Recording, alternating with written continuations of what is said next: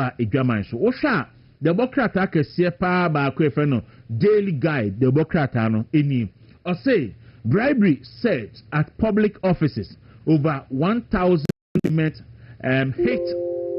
9.1%.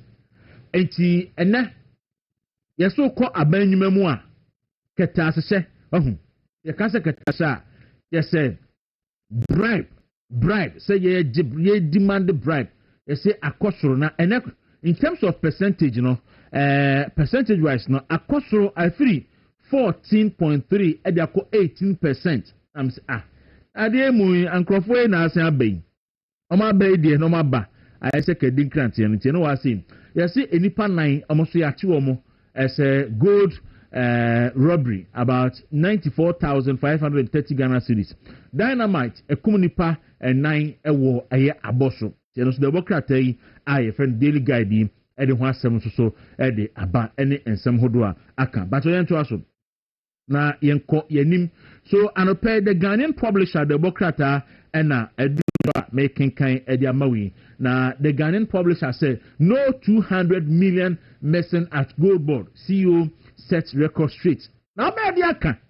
We a bear man kaso sikaira. Sami Jenfi. So we a bear man. Catch a Ghana for say $200 million ayira. Untimi nka. Onsusu unim say sikana so ayira. Untimi nka. We a bear man. Say Sami Jenfi so a bear man. On confirming check Ghana for say obi awia no $200 million. Obey de aka. Nti wa ka say nya no kre. Yes akra kuma say minority for demand accountability e de afi aban ne ho. Ese aban o kan say Nana Akufo-Addo ye kwan. Or ye bypass dualize bypasses ahodo. Ye hear $300 million per 300 million per near the aye. Also the 1.7 billion e de ato account bi mu anya hwe. Adan a wo di be ye expressway. Emene enipa nkwa tanka ye daka yenu a ehie enipa maako so far nipa miensa na ahwero mu nkwa na be se enson enso eprepra eno na minority eka ho asem na o say public office bribe and a public office bribery rises in 2025 in JNDC for ba aban mu na anu kai yes bribe no to atise keke ene e frene ketashe no nti no hasi no say economy no enso so no eje no home na pa say aban IMF ifri hakoye no gidi obo akona eka ye to aso na anopeda supreme democrat so de oparado mfoni aba ese o se o hwese enubone ombetimi atu ase e Ghana en sama hodo nso aka ye to aso ne yenko yenim enti the source democrat say come to government, let parliament scrutinize new IMF deal. Abutia IMF report na aba no wahidi akan awunya bi kan ho IMF for be confirm say Sami Jenfi aton gold aboka $1.7 billion. $1.7 billion gold awaton aboka no na gold nso yeton aboka fasika beji sika yeton aboka agrada akwa ye sika gari wa moka agrada oye sika gari wa moka ba Sami Jenfi aton gold aboka ene IMF for abe confirm tiene Constitutional Review Committee chairman Ora Kwesi Prempe ena oka se ekwan aban de committee report na afaso no na ninye ho na asa aban no e de ade ene ya amanyosem na nsi you mo be kan no kre bribe no ho sem na wa se ho na se ne public office enipa agi bribe no akosoro from 14 to 18% to the Democrat area aba or say complete Accra Kumasi road to avert accident. Minority to government the minority say aban say enipa bonisam say ye hia 300 million pe near the aya kwana nipa ho atom so onye na mum wayi 1.7 billion e de akwa akoto baby ehefa na cancer asimi the Daily Gist the Democrat no pay fortunately me and it's a move from the Democrat no say no third term for Mahama mosquito blast NDC agenda pushes say ne mosquito akaka bi di akse NDC for pa mo push Mahama enko third term no na mosquito say kwa progami eba be dia dia was Mahama enko third term hwia kai enye yi yesi ache take two TikTokers say okay as man pani video bi ba bonten a na all can 150 million bi ho asam no I'm ranting me anyway in the post here ya chi you see there is one communication officer, constituency communication officer, I think for Asante Achimo so mehwe ono so endra abeto dwa se BN for akoche no or a radio presenter is so much akoche no a very disturbing situation upon kroma you see chasing new IMF deal and all the Democrat anymore yanto aswe na yankonkoshe the chronicle the Democrat say government loses 200 million in revenue to keep lorry fares low. Enti aban any say petrol year 2 months or million to me. And then we losing 200 million Ghana cedis to propaganda and the populism. Ama friends of the river, friends of the rivers, and there's almost IIG government say emotional protect ensure how do ni idea a kwanso. Yen to aswe me so a opare ado se obe fight enubone enomo the Democrat e de aba. Okay, so the new publisher the Democrat say minority demand action after a year Brimso bridge fatal crash. Then also the Democrat anymore hands off public purse forcing vows fiscal discipline. You bribery epidemic hits 18%. They say ne bribe no ayese ayi Ebola no and TSC Ghana and Yasam Ketua and a home sembibri. Yanto na yenkonkoshe. And the custodian Democrat Audu Mahama any the editor for this newspaper. Now Audu Mahama said Galamsey booms and the NDC as government leaves agenda 101 hospital for illegal miners. TSC ne oko adanse asukwa abenya wabasui oyobofo. Jono agenda 101 no onye and was science ahwe ama the party for etu Galamsey obabi a yesi agenda 111 no tie no ne custodian ediaba ese Galamsey no ebumi keke ene Galamsey etu atise bruta kojo pankruma hyeso ene nsema hodo aka yento aso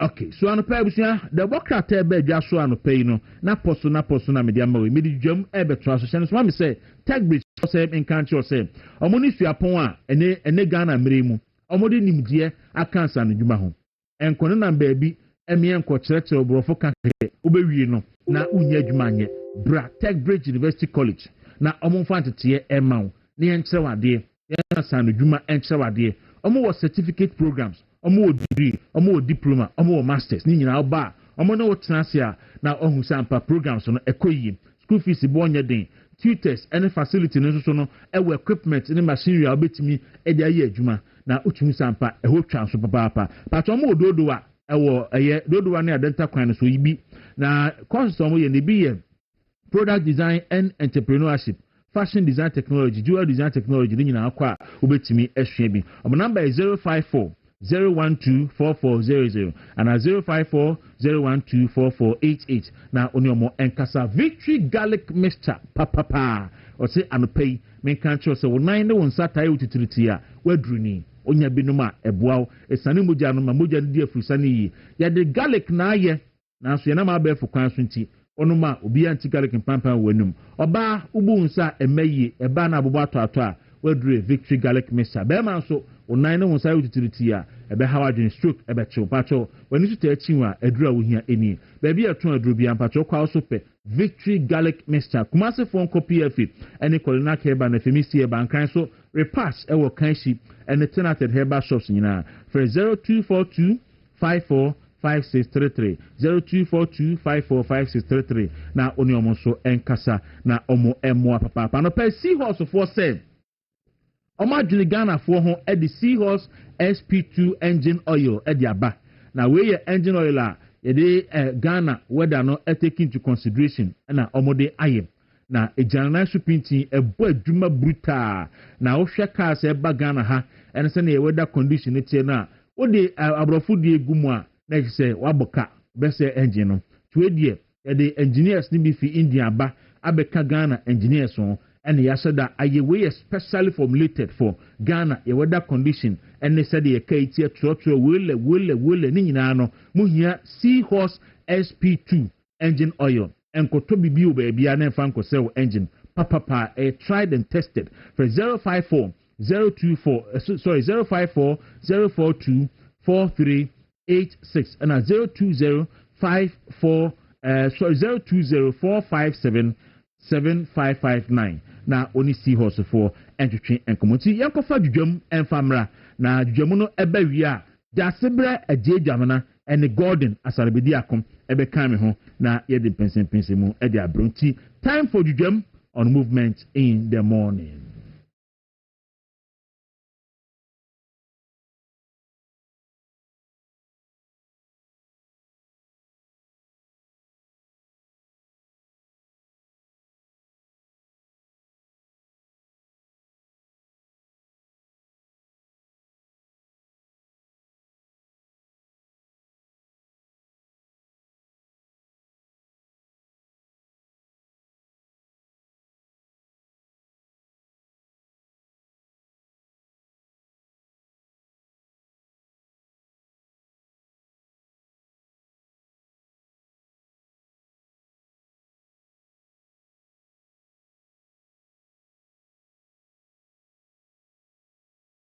Na eye yawada NPP amanyokuo no se obeye oyekire obeye demonstration na minim se mekan obi ati baabi ka se emfa ne ho onko especially oye NPP ni but bia o hwese na nabi na organize demonstration no na nabi ho ye nahi enti onko obi say Dr. Bawumia leader of the party.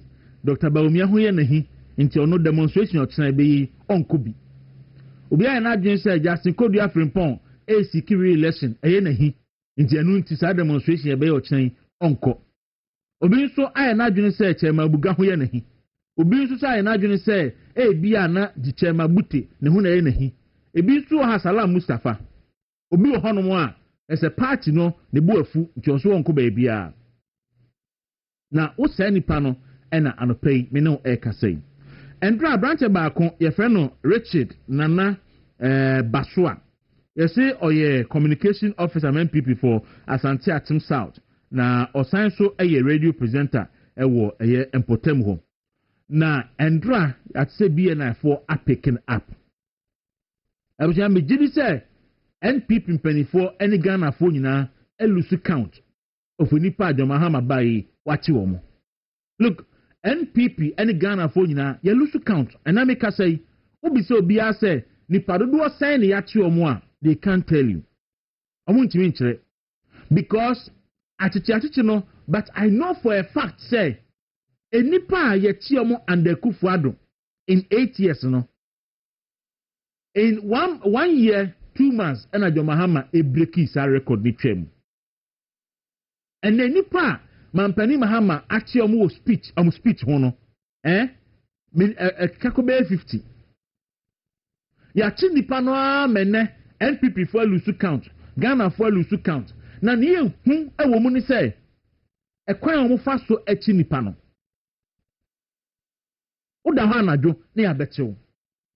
Onam achenkwa na mdwom ekodigwa ne ya chene wajusu dwom ne ya tututu ne ya dina sheka mu ne ya bono o we wo nfie ne akwache no we wadwuma ne akwache no sa kwan no a ye fa so echi nipa no eno ene ma asem no eyehu no na ne enti ye ma asem no yehu ne se wuti anye yi a obi no wa asem a or study the modus operandi of the security agencies na obetimi ayu sa tactics na ne ya ba be adact ne akwa kokun ade bet ne yesi ekun da baby enti ehu ebia ne ehu ne se omampani a oyensen training na oye the greatest and the biggest beneficiary of free speech any atemdidie mampani Mahama as opposition leader na breso and atemdidie ebumi wo Ghana because it was under his leadership and who say Kevin Taylor any Trini Jonas no nyina ebaye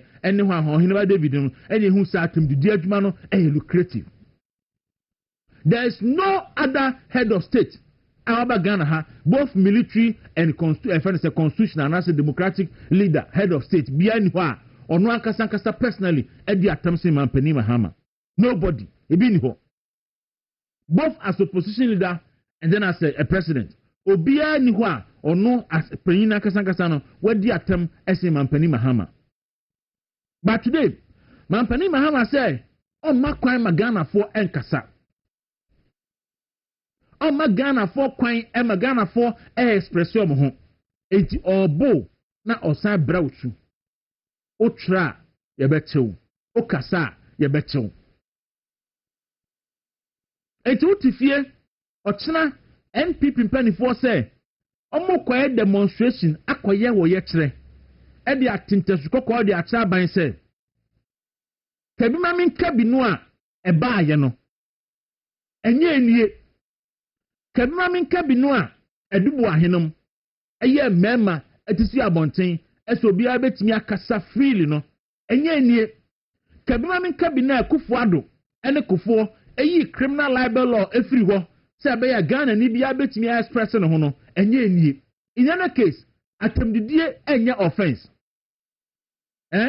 obi di president atemu a enye offense se president ne fo say obi a sort na onko sue nipa for defamation se president ne fo so obi atwanto ato ne so a onko sue nipa for defamation adentina mu use state power na mu di tietie nipa fa ahodi so and every Ghanaian living everywhere so okura mobile phone say na mikura yi a anokura mobile phone say bi a oye eye fa ne saying candidate for jail Ghana ni bia ukura mobile phone bia no woyɛ a candidate for jail obetimi akɔ prison bia under John Dramani Mahama because you will not know na obe post on social media Mampani Mahama nani enye ho a obeme achew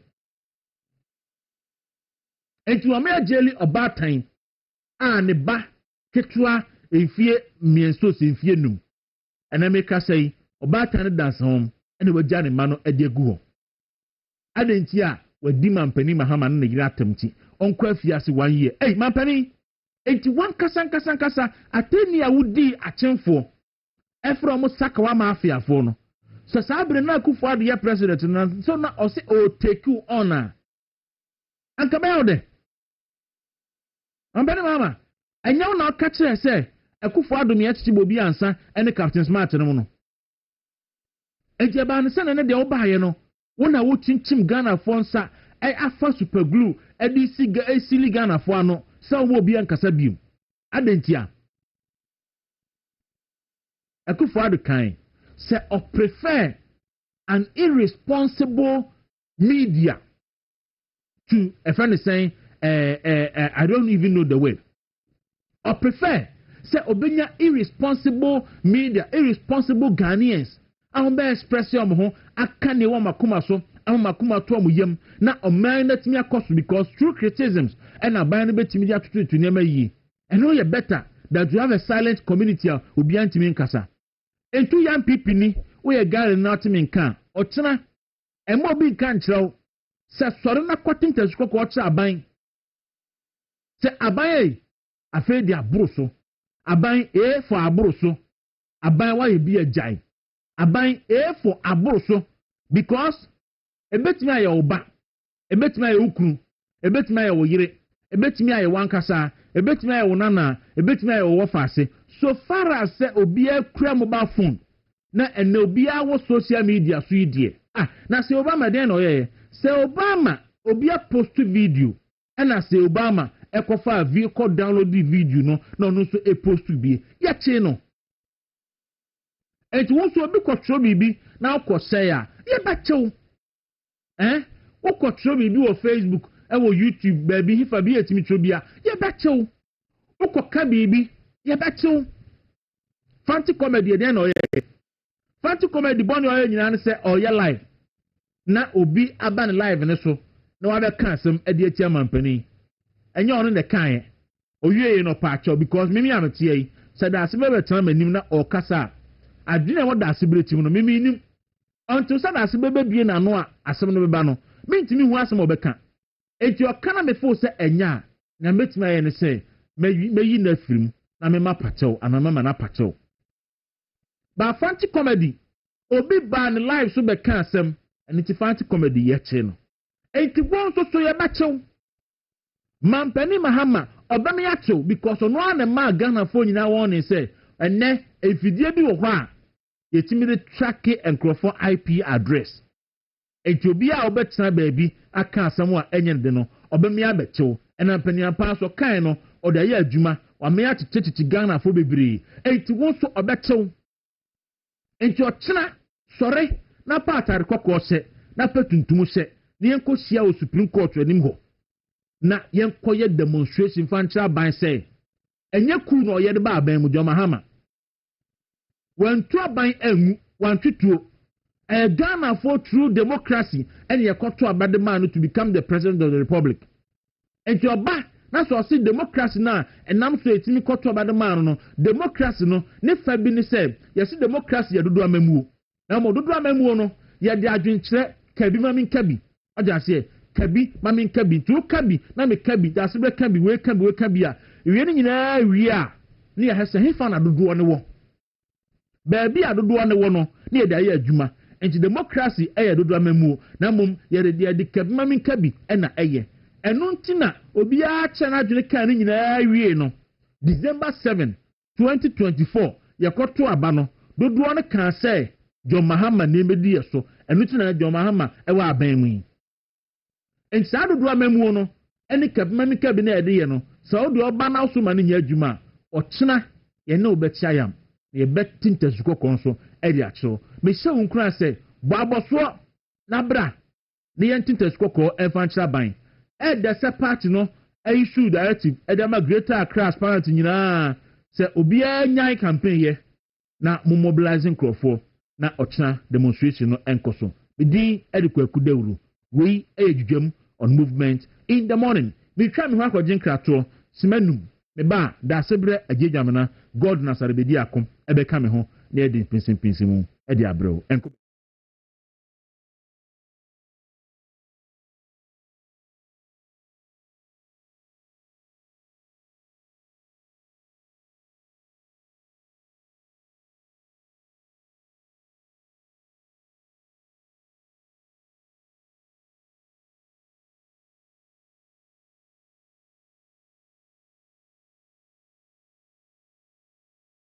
and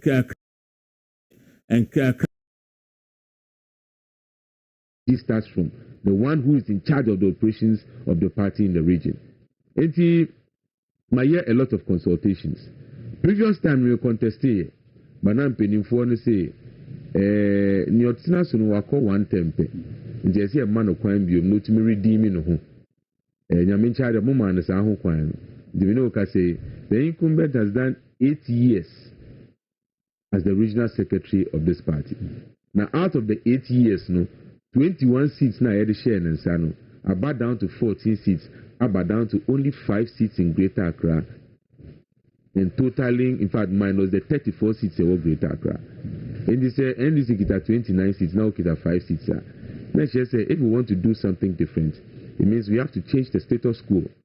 As I say, a wise man can maybe say, doing the same things and expecting different results is a classical definition of insanity. And I feel say this is the time as he assists the membrane of the party, the strategy, so that we can be able to go into the 2028 elections with new energy, with new strategy, with focus. Then I put myself forth. I was part of the team that produced the 21 seats, and I was very integral in that light. And interestingly, I wasn't just part of that team, I was also at the same time handling certain national electoral operations for the New Patriotic Party at the national party level. There was not many assistants to Honorable Martin J. Mensakosa, then National Director of Elections, and now former local government minister. You see at the feet of people like Dr. Lord Kome, the feet of people like Honorable Ajesoa, the feet of people like Ishmael Ashite, the feet of people like Honorable Henry Porte, former Member of Parliament, former Interior Minister. To be able to understand how this region functions. It's the reason why I put myself forth and say, I don't come in as Matra Makwe candidate. We need a very experienced person to handle. I tell them yes. That is the reason why it's good to pay attention to the one who was part of the system that produced the 21 seats, who for the past from 2008 all the way till now has been integral in our body politics and has a good understanding of research and elections and strategy to be able to deliver Greater Accra. Because regional secretary there, what do you mean strategy? Chobo for one can who the end say who jing very tactical operations, because you are the director of operations of the region. Your job is cut out for you. And you will say be who regional secretary now only a regional organizer a corporate microphone who program as chobo. They be who the end say you have the cool heads, you are thinking of strategy, you are leading operations, you are effectively deploying the energies of the various wings under the organizational team. Is that the organizational team in a report and now it's youth wing, national wing, women's wing. They are reporting to the organization wing, which is under the regional organizer and also ably supported by the deputy assistant organizer, deputy organizer mechanism. Yeah. And also under you is research and elections and also communications. You are actually the membrane of the region. In fact, the regional chairman becomes the father of the region. It's opening the ana ejadie or not national say bibia come a kuku. You making sure say everything is functioning in the global space or no engaging penny for the national party to make sure say policies now national bano. The regional party is also following suit and they are able to be accountable to the national party. But you as the regional secretary, you are the brain of the operations in the party. It is a strategy because it is from the regional secretary. That's the reason why up till now we hail people like Ni Ayitebuafu, the first secretary of the Greater Accra region. We hail people like Honorable Mohammed Ajesoa. It's in the sorry. Because strategy here, Juma, in the 2016 elections, I ran up to the 2016 elections, we went to every constituency, understood their local dynamics, and were able to plan with them to have targeting for results are here expecting in that constituency. And the year 2016 elections, we knew seats that we knew said we were going to win those seats. I mean, Charlie, even though we targeted about 19 seats, every year 2016 elections, we had 21 seats in Greater Accra. It was no wishful thinking. But going into the 2020 elections, I'm Banasa. Now, I was part of that executive team.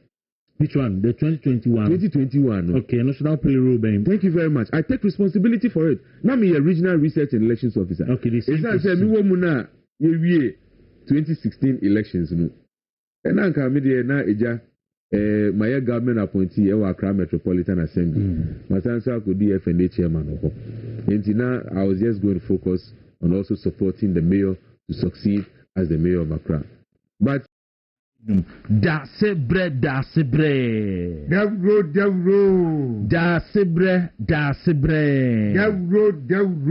Nanyema mutu saying. Already to me, Yamamu. Yeah, God on Martin. Yenu na ni mutu saying. Oh, Nyamiadum, Ahwadi, Ahwadi, holding quadi, send one quan wadi. Okay.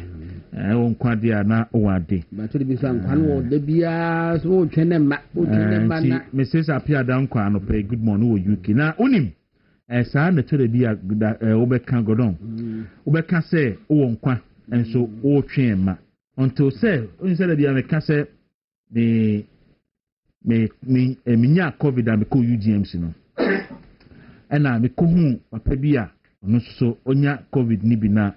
Yedu oni na yire fita krade ene ba UGMC na be man de na no odin pa na ohwo ma otum so mu ye nkrofo mu nsem wo bi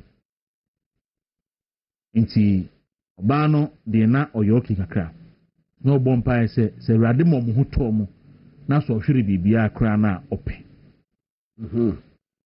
ne pa na wo boro no se rade ma mu hoto mu na mu hwere bibia akro mu pe unfortunately no apani bi wuye. Oh, na emu ya godon se papa ya wuo na yere na ebusuani bia ntimi ma ne nchen ntino se sabe no se omuhye doctor for no bi psychologist PPs na aso abetan nchen abe console because yɛntimi mfa mu no nkɔnkɔ yɛ yi ɛna ɔno ama amene nso no ɔntimi mpie to sɛ ne ho bɛyɛ den ɛbɛto no ɛna so na ne kuna wuo ɛna ɔwɔ under quarantine tutu sɛ na emu ɔya anti ɛtɔ da bi a ɛwɔ ahoɔden a yɛkɔ bɛyi yɛbɛsu aba bubu a baasa ebi so awo bi na yɛhwɛ ɛsɛ bi agono ne yɛtua wɔn nkyɛn yɛtua wɔ asikyiri yɛsi mmɛ nim ɛko mmɛ nwenam ɛnum nsa oti anye yie na rɔba da ɔbɛyɛ mɛ mu a na ndi ɔbɛyɛ den a yɛ de yi firim ɛnti no ɛtɔ da bi a gono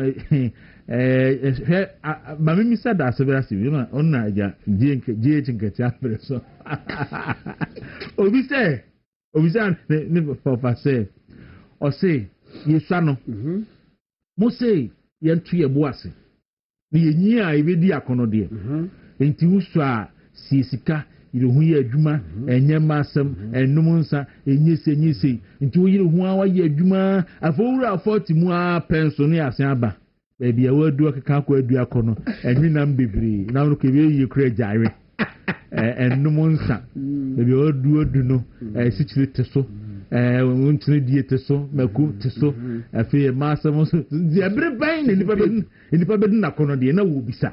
Sɛnea ebia from between 18 and 25 hɔ no. Yɛsi hɔ na ɔbɛyɛ adwuma hɔ na bɛkɔ school. Ɔbɛkɔ school na ɔde ayɛ adwuma na wasie sika. Yɛsi fɛ hɔkɔ school fa yɛ adwuma fa sie sika ɛnfa ahoɔden mɛɛma ɛnyɛ se. Afei wudi 40 kɔ nso ɛsɛ life begin at 40 no a yɛ ahyɛ aseɛ nso afi nsa no te so mɛko te so ɛsi kyerɛ ni bebree ɛni milk. Ɛbɛ yi a ɛni nam. Yɛnyɛ ni sɛ yɛ ebia between 35 and 40. So that time no it is expected say no wetima ku school we bi onye akra eye nti we kakra udi 40 na nasa no je mo kekan na se hu ahụ chere ke ka na mo de abetina ke kan se hu hwe ewiase na yiti mu onipa bi no betina hwe no hu so yie bie ni ho wo de kakra betina ya ni se o sori a yɛ sɛ woyɛ biara no ɔde die mu no ahwɛ kakra menya ho akɔma yɛ ke but yɛmfa nkyekere yɛn ho sɛ ɛna ɛni wei ɛna ɛni yogurt ɛni milk obi kura so di kosua kura mmienu yɛnyɛ ɛmfa hene kosi hene abisata ɔkɔwo wɔ gyem abisata nyɛ gyem na owu yɛ ɛna yɛsɔre yɛnyɛ exercise ɛna yɛn obi kɔ gyem ɔkɔwu yi obi nsi gyem da ɛnso ɛnyɛ 70 endi abrabọ na yɛ bɔ no wodi ndiri saa nneɛma wei ho abɛyɛ confused mmiri mi sam na mu no wodi ndiri wei ho bebree ba abɛyɛ confused. I think sɛ nea ɛbɛyɛ no sɛ wobɛyɛ biribi a wobɛyɛ no in moderation because misa ata asɛm a wokan sɛ gym no gɔdɔm yɛn bibifoɔ no yɛ nim sɛ gym no wobɛkɔ anka wohu specialist wohu doctor ɔbɛkyerɛ the type of exercise ɛsɛ ɔyɛ because exercise ni bi wɔ hɔ at some age a ɛno yɛ detrimental to your health. Nti nye exercise bia na obetimi ayɛ nti consultation ɛne bibia in moderation sata ba bia na odi nti woni doctor obema ni saga da bia na wanko bisa so okoye exercise nti ne onu obetimi ne onu ntimi da bia na wanko bisa it will surprise you ebe wo musa and it is most likely say well musa because obi afo say people do say and the exercise obi sa doctor ko amuso woni bia ma ayi no gym practice no ento de obeye but gym practice no omu wo saa de no betima oni esu say wakoma bo say ya eso ne ne maybe any health records kwa bu and then na mpanifo ka say sign enima hwi sign enima hwi any part of enya sign nimdie a ye ni dudu nanti eye o say no person ko jogging ko walks obi ko work so ansa ma fi but the point is say that obi wo ho a bi a ye de wo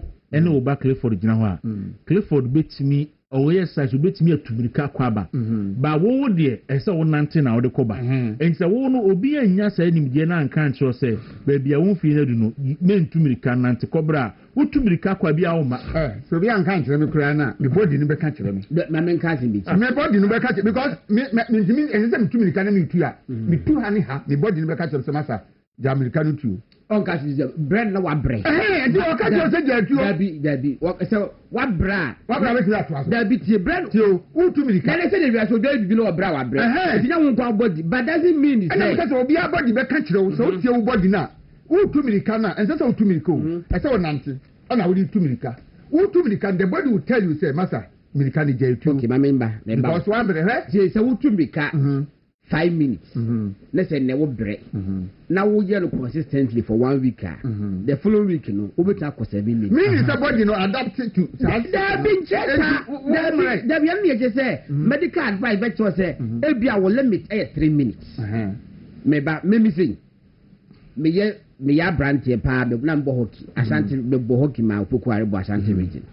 But me go hockey mo was no.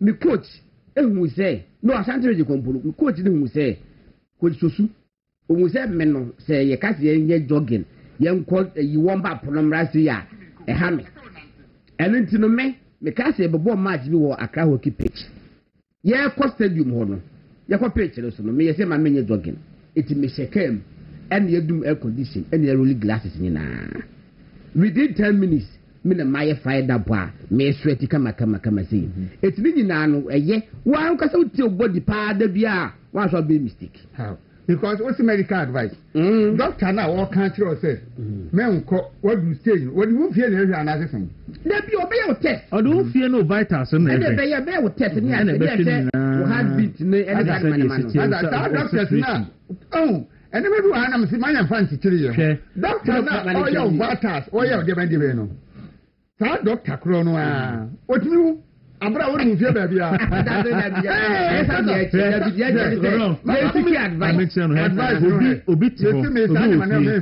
onumunsa wanya kidney problem ne wo fa bi so a watwa bia be 30 years ni wanya ehwe so ti ase but so the point is that eno wo ho but akana papa mu anti ne say ebe yi anka afi bia na afi ne be fi ase a kona kohwe apomuden afi ne chemu so a sa kona kohwe so organs ne ti sen o say ti say na doctor na tuofo anyway you wait so kakra you wait say na say am wo huni a obetimi aye na wuntimi nye ba ye nye ne sa he etsense anom da godon on ko ne na onum Guinness one bottle ana otwa koteshi quarter na oburu a otuna kotwa quarter na oburu a obon say 3 days pe obekọ no otwa quarter o muru bi tie say osan eto aso na say wa hrawa no say you nya sense na wanya mu experience wa hrawa no ba bi e betimi a continue di no HIV ba afoforo na ye say enko test akwa bi so ne onko ye bi adaya wo bi no onimu a obetimi anyina che but okoye bi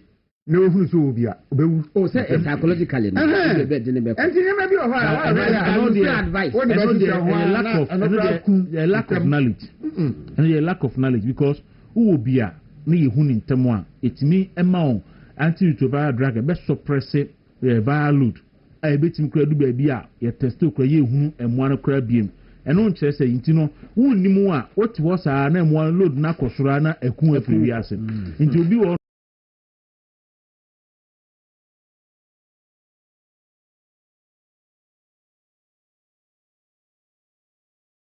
me catch me wuntanya da do no e yi keke wo e henya wu wi anyo abuja da sebre aje dwamana ne god na sarbedi akon atena se ye hwenti ebre a esese edi akon no de no mon kan kire ayi ebre bi Mr. Bofoni na se ebre bi wo se wote se wo se de wote rubber de ukase be me de rubber so ya tutu be mo wo se fa ba wo se e de you film wo se catch make hay while the sun shine okay so guys I know ka se mi tro tin okay okay ote wa so a wuti and papers no o bo so story bi ba wa ne wa hia paper no mi rafi na ehye ayi western region bi wo se ganja ice cream ene me hu new people as a public no business yes ade away ni I know yes ache Ekofodia Technical University I say hu in fact somebody mudi wi ice cream di asem kwala nyina be say nkosua ne meko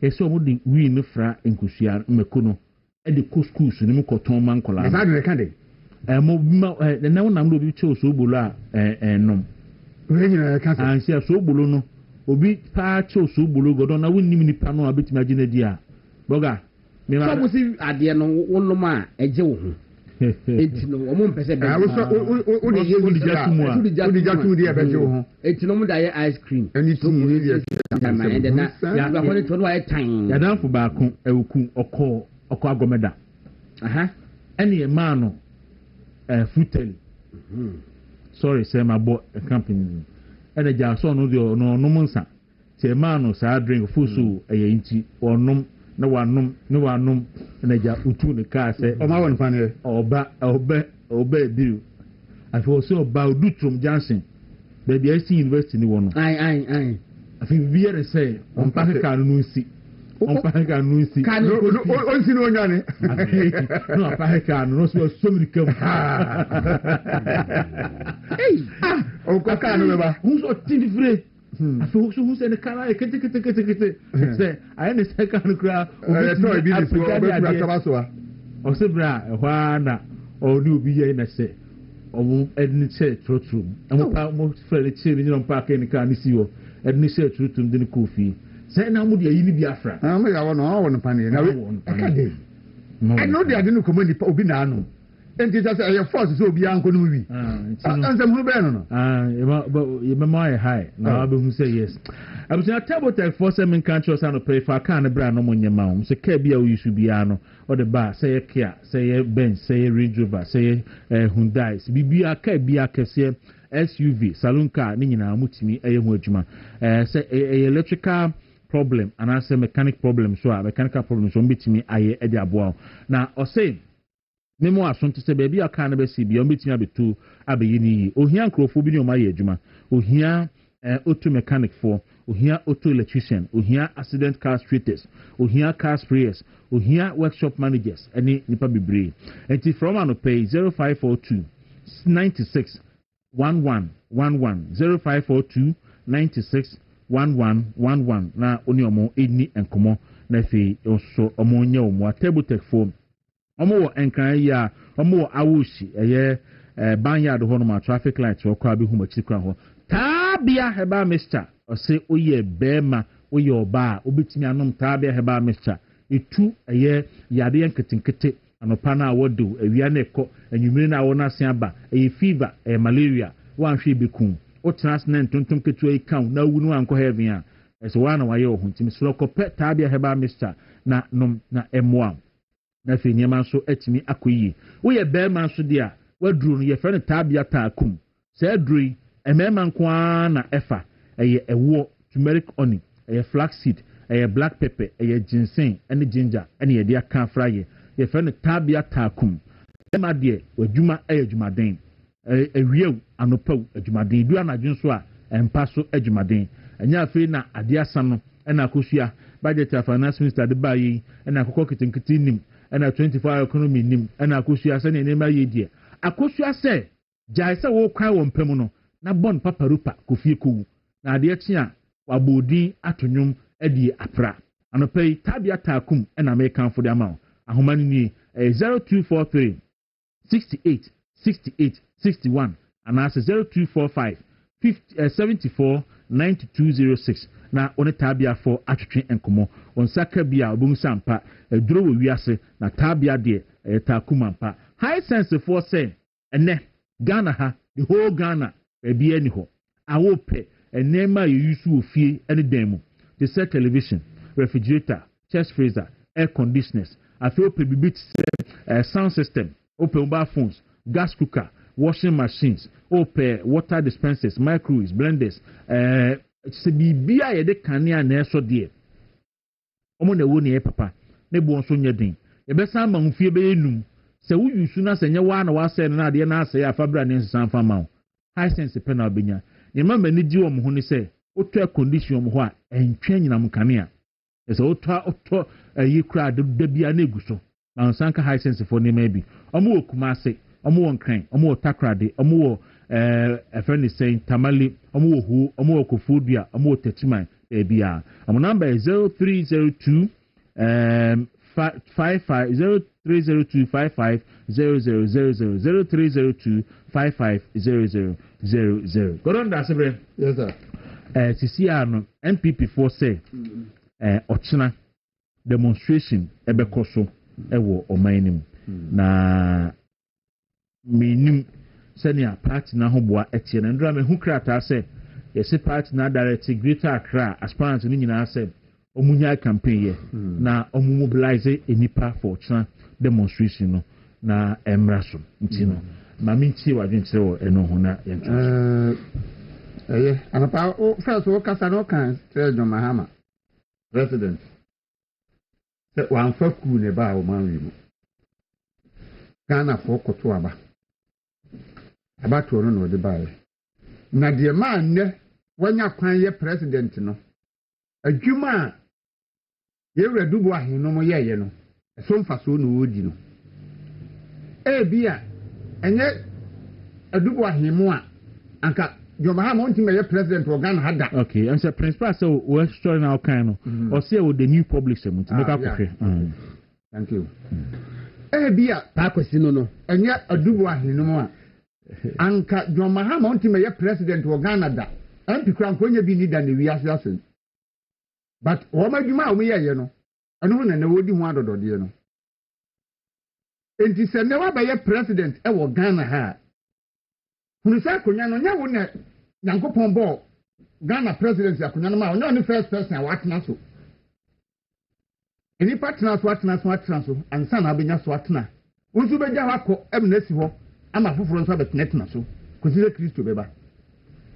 Enti wonya o man no a wadi tumi ata na ni ase Ghana nyina de se amodgage ama no. Enti de opebia woni na bisuafo timi de Ghana ye no wonya. The oil no bufu time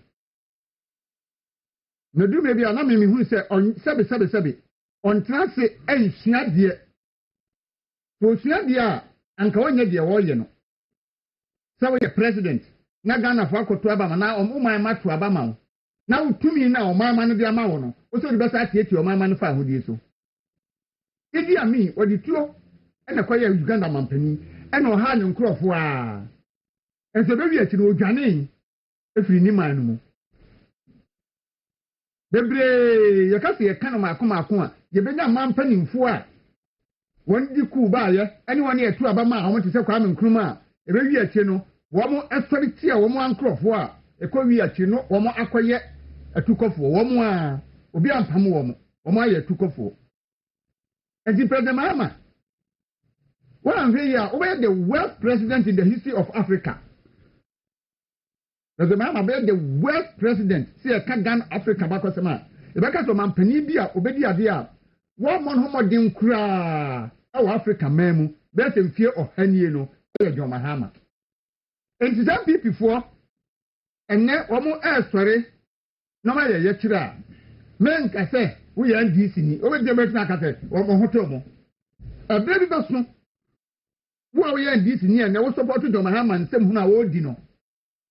Ebile bi beso ubedi ho yawo ebisa wa dia domara ma ya NDC fo mpanimfo bi ntimi sekire ne nkankire no se dia oye no all ha party ma no ya no me nwanwa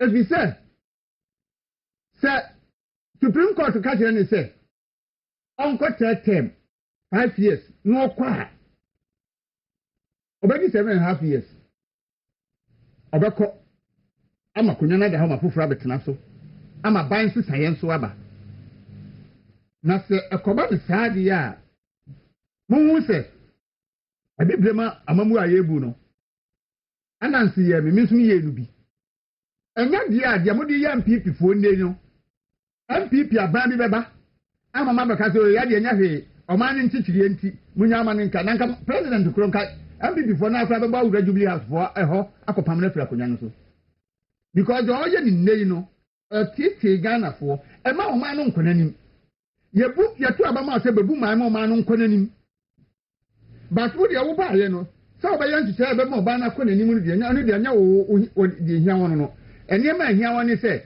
wo be wi a o man no japade afa wo du nuanom din e be fo o man no japade se de wo se na na kufu ado de gabi ni bomti ni oforiata mo edi e fa Ghana japade no won so saa na wo du nuanom din area o man no japade na wo ko retirement ya wo de wo ho akoto wo si se Kristo beba na ye yin akaye ho akire ye deɛ woyɛ baako no and then two wonim sɛ deɛ woyɛ amanfoɔ bɛka nti no yɛmfa ahoboa bi nhyɛ nipa no mu na yɛyɛ adeɛ na wɔma ntumi anka nti sɛ deɛ wɔkyekyere ghanafoɔ ɛnsa guomakyi na de plus atetare ɔma no na yɛtena hɔ MPP foɔ sɛ ma wɔntumi ɛberɛ a wɔn kɔ kumase kɔkye no na yɛ MPP foɔ mo nsa bi o na mo nti ne yɛm sɛ na wɔn de ayɛ asedesɛm na mo de ayɛ asedesɛm mpanimfoɔ sɛ kwasea ɛna wɔsi yɛ di mmiyɔnko ne yɛnyeme ɔn sɛ kyɛ ma wɔntumi asɛm a ɔkan yɛ a na mo ti social media so ɛde di nkwasea asɛm no ɛna abɛto yɛ nyinaa nti nyame yɛ adom a demonstration yɛ nyinaa yɛ nkɔ sɛ saa berɛ no ɛna mpa MPP foɔ sɔre ɛne yɛsɔ John Mahama no a ankɛnyɛ ni ɛnɛ hɛde akwa John Mahama de Ghanafoɔ ɛfa so MPP foɔ ɛlusi count of nipa a yɛakye ɔmo need a short period in fact last week need this week nkɔmɔ akye nipa bɛyɛ 5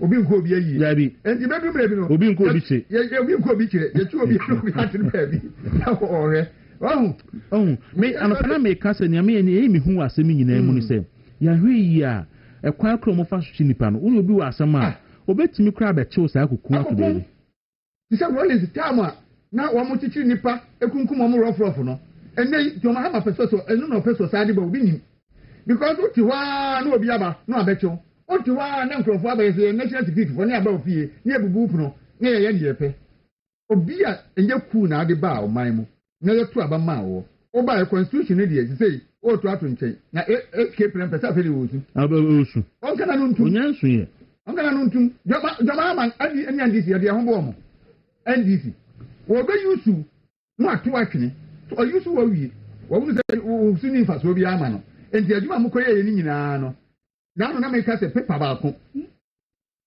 ayi reforms 48 no ɔmo fam 1.5 ɛna ɔmo to 46.5 to twene enti adwuma ɔmo a ɔmo kɔyɛ yɛ a ɔmo sɛ ɔmo anti kan faso bɛ ne wɔ ya MPP foɔ no atwina ma obi nyɛ wagye sɛ na bi na ɛyɛ wɔn support na bi sɛ na Dawuro ka no kodua na ɛyɛ wei na ɛyɛ ntuwo nkɔ ɛbɛba wo so na ɛba wo so nso a ɛhɔ na abɛhu sɛ ebi a obi a megya wo ɛwɔ police station na akɔɔto hɔ na sɛ bɛyɛ wo daa tie nyinaa yɛ nkɔ na ewiase nyinaa hunu sɛ yɛnya president bi a Ghanafoɔ to aba maa no nanso tumi na Ghanafoɔ de maa no ɔsaa de tietia yɛn nyinaa yɛ to aba maa no fa ahodie so ewiase nyinaa ehunu na no koraa ɛbɛyɛ nsɛnna hɔ ama yɛn nyinaa Kwaku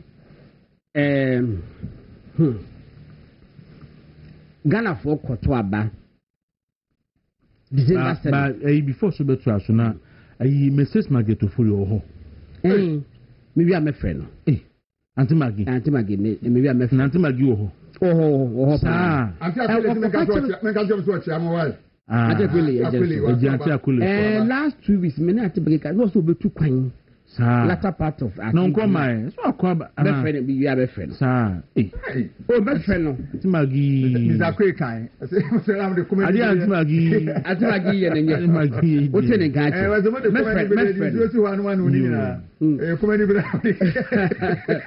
Kwaku yakoto aba December 7 2024 eyi President Mahama so me bu o man no mind for the next 4 years. But me share President Mahama enema wo ye the suban wo dadie ne ne ye na Kwaku me pese bi busa say just say the enema wo ye no as a despot as a warrior tyrant ya operating in a democracy. President Mahama was exhibiting all attributes of a despot, dictator, and a tyrant. Tyrants need dictators as some kind no. You betcha, or more than head of state, no more yesterday, one day supreme leader. President Mahama catch Ghana for one to be catch Ghana for say, maybe page Mama Mayo, no mono, and Fidia Bia Bomaga, the Moy, so what Cassana and your President Mahama did the near their barbecue. Kwaku. The one is our Cassa, we say, pa. Now, what the idea be a turret, or what the bonyo be a turret was say. asema wo kan ye no akọsu fie and panic asema wo kan no a false publication na ka so bia jimi a false publication o ka so bi dimu nyansa a false publication meanwhile in opposition she din katia ehwe ba omi anim e ka kire ba omi ase school papa jimi o kan enu me husa video she din katia e bisa ne ba omi aka se school papa jimi yes as o person kire se ba omi ajimi yes o ja say openu pani sa no obono didi ba omi atem ofa na bie enti so bi ka se wajimi a ya no ekoso fi en panic ben na omu se da de sa de be tare bonyo no brof e fe ne bile minim bonyo kwa minim se besia and ayi na ukuma boy na tare ho ase e tare ne bre bo ho tare bre bo no green no ase e bofra na enam nyina wunti menwe no bonyo no ani kwa homa no somra na minisa enkomo efiri wo Henry Nana Boache any NPP national organizer Nana Boache Esquire, good morning. Anabi, good morning. Hello. Hello, Kwaku Timenga. Nana Fede Metunka. Na Onembo Kodie. Kenya Mpondaroma. Nyamedia say. We dear Suma. Na yemfa demonstration t-shirt na bre sisi a na yensesan ye hunshan sana program ya kwawie. Mi amene sa. Ye twen ni agi ase. Omodi moto, omodi memo moto ya basi ya ni yensesan ye hunsisi a. Why? Baba mate. Okay.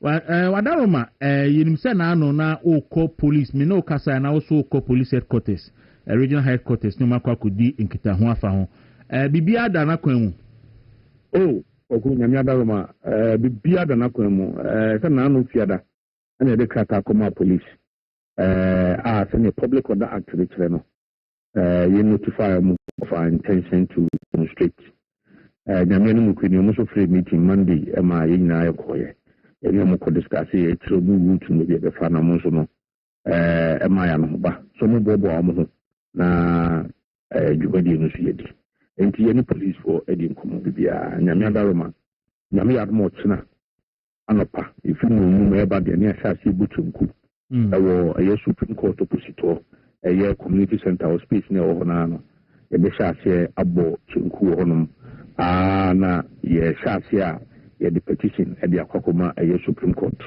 na ifwa yakọ a President Mahama Swakache Jubilee House man no the petition ba Kwaku iwi a ye besuma ye mpenin for leaders in parliament and mpenin for ni bino so the petition akokoma a Speaker of Parliament or say Jumedi we ho and so far so good yami aduma anopa wie ye besa address the press na yebe all the protocols no be wo bia no so ma yes are the people but so far so good na daroma everything that no kwan so yebe stress obi bia no mfa no huntim we are fighting to save the spirit and soul of our democracy ogu unu ze enra ye communication officer owo ye Asante Achim South you don't know how to find Papa Rich oye adwuma wo Ahnepa FM ewo Dwaso mpatam ho owie okọ adwuma 3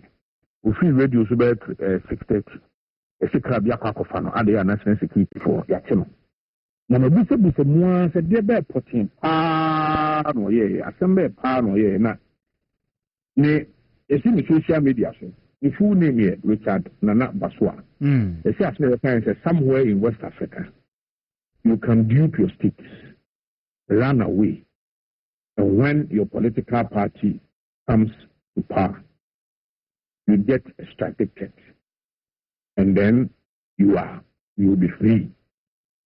Is this country in safe hands? I see. With the impunity and the abuse of power, the reckless disregard for rule of law is becoming alarming and frightening. The branch of our friend Buhari, or a very known social media super. Yes, Adaya, video be a PA, not President Mahama, National Security Coordinator, and the President Mahama, 150 million. Yes. Yes, so Kwaku Bisa said, na 150 million bay na mo kan ho asem na asem ni na we enu ntia kwakwete no. Other publication of false news.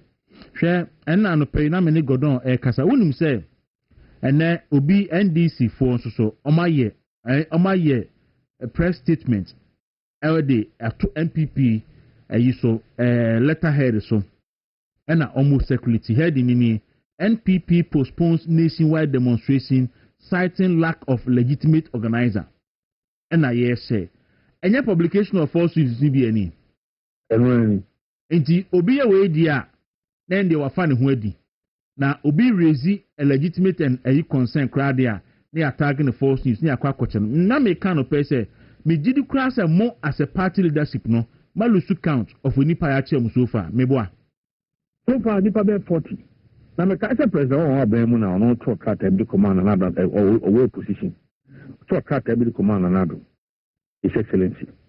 Say also pretending over the criminalization of free speech. And no come instances of nipa be miensa. Nipa be miensa too. Nipa be miensa. Me ka say bobi ansa. Eso ka say Auntie Rebecca. Ye maame ene ye Obapa Samira. Omo foundation omo ye no. Omo wi aban sika no omo de ye. Ena omo college complain with police. Police for to suffer almost 7 times.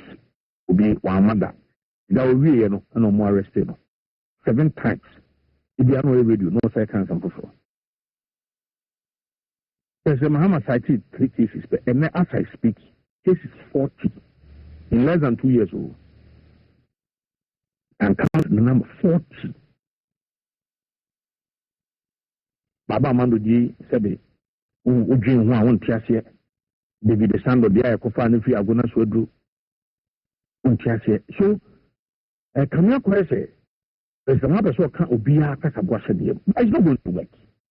If there is anybody who benefited from free speech and free expression, President Mama no abide. Now, President Mama them was not done for comfort and a bush of food, yes, Cadamano.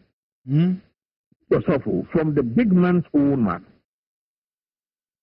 You have enjoyed the and comfort when power someone can some time some basa. And then Ona obi tsena adwin obi kan ha sama ofisa o de wani nyu de awosem kwete no ene se hu ababeto judiciary so adentia sanse ibi sida under your pocket problem. In fact, President Ronald Swa no kwa ni student military awo de ba mu kwa no se bi wanwe ho da the chief justice no also go betu no pay obeka ya sabre no we cases are court ni demand MPP versus Attorney General, MPP versus where cases ni demand money na President Rollins oji ni nya se no nko ba ye wuso ni hu if no chief justice go into no san so wase ba ma nko for so ba wo so be sanitize the judiciary ama ye two chief justice it ni hu so nko na ba be to judiciary for ndo bi esro and na sabe umma judgment any ruling bone ko ani promote. Yeah, judge okusan say Idi Amin. Or celebrity Idi Amin with the ruling when you on your promotion. Yeah. Judge Koye ya all kinds of Obiaye equal before the law, but it do one more almost chamber no. Your money promotion or high court. And ya brought your lawyer, Judge Yason, okay. Yes. And there is that fear. Fear all over. All over fear about the tongue was hey, we see I don't know, hey, we see a sit down a court a legal vacation. He just said, well, my warrant. I'm a judge whom you know pay. Omon entering people in some so I'm going to man could be where from this indecent haste. The moon mundi asem kuswani. In general, you know about Thomas. Yes, you want to abandon your dia, and then you have been promotion, and you walk around with your poor Juma Crabable. The baby who and but the blood I'm a taka don't have war share my Lord Buffaboni. For action of power. Because if there is anybody what benefit the power from some of the decisions from President Mahama, my Lord Buffaboni. It was a bra. Mami Tukuno, the suspended no.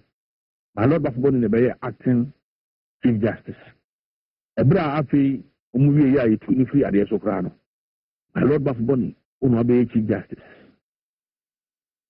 So if there is anybody who has benefited massively from the suspension and removal of Chief Justice, my Lord Bafuboni.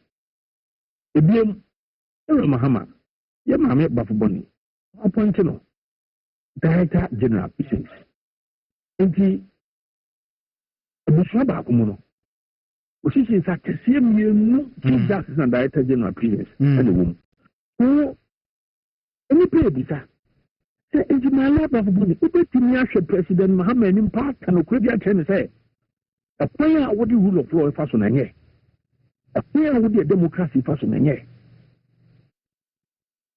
Some people are saying that it will be difficult.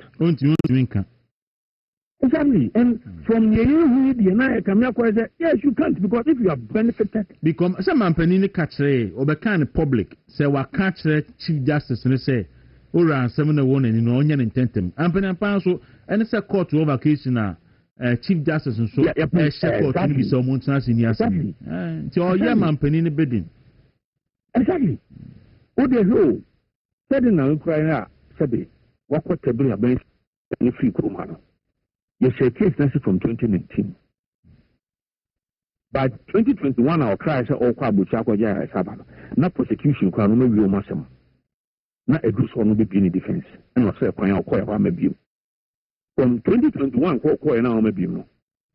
Kwaku, a bra court Satan year twice within us in 2023. In Pokran, a bra prosecution, the better court and said, they want to try her in absentia of Ghana. It took into 1 day. Say, young substituted service. You have been come baby out. You have been command a lawyer for. You have been more high court. San yes, I twice as a dinasum. They started see dinasum 2023 and 2024. And San ye born is no. I do hear one yard. Fiase. In Yan only hope. Oh, Niha. 5 Niha. 6. Now, I been Yakofan by Benkofan by Council almost said it was then United States authorities are going to catch say Waba in about 2 weeks. Wabesa had 2 weeks about eating. And you say there is that agenda, so you be free no Amanako. Nanya Mama President Muhammad Smart Tony General.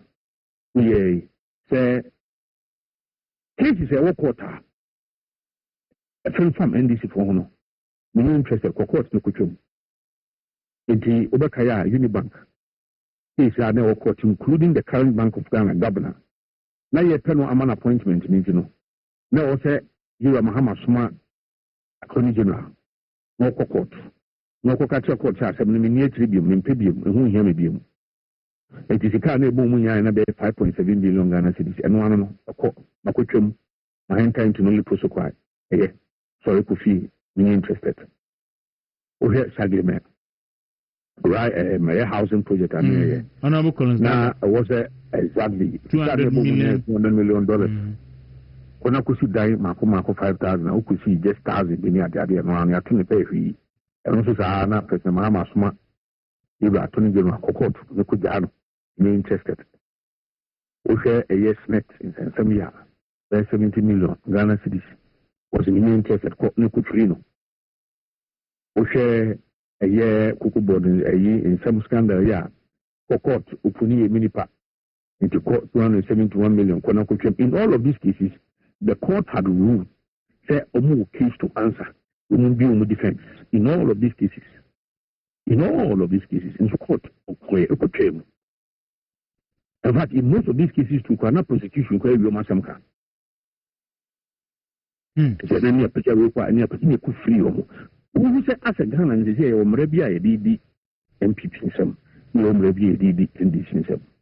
This is sad.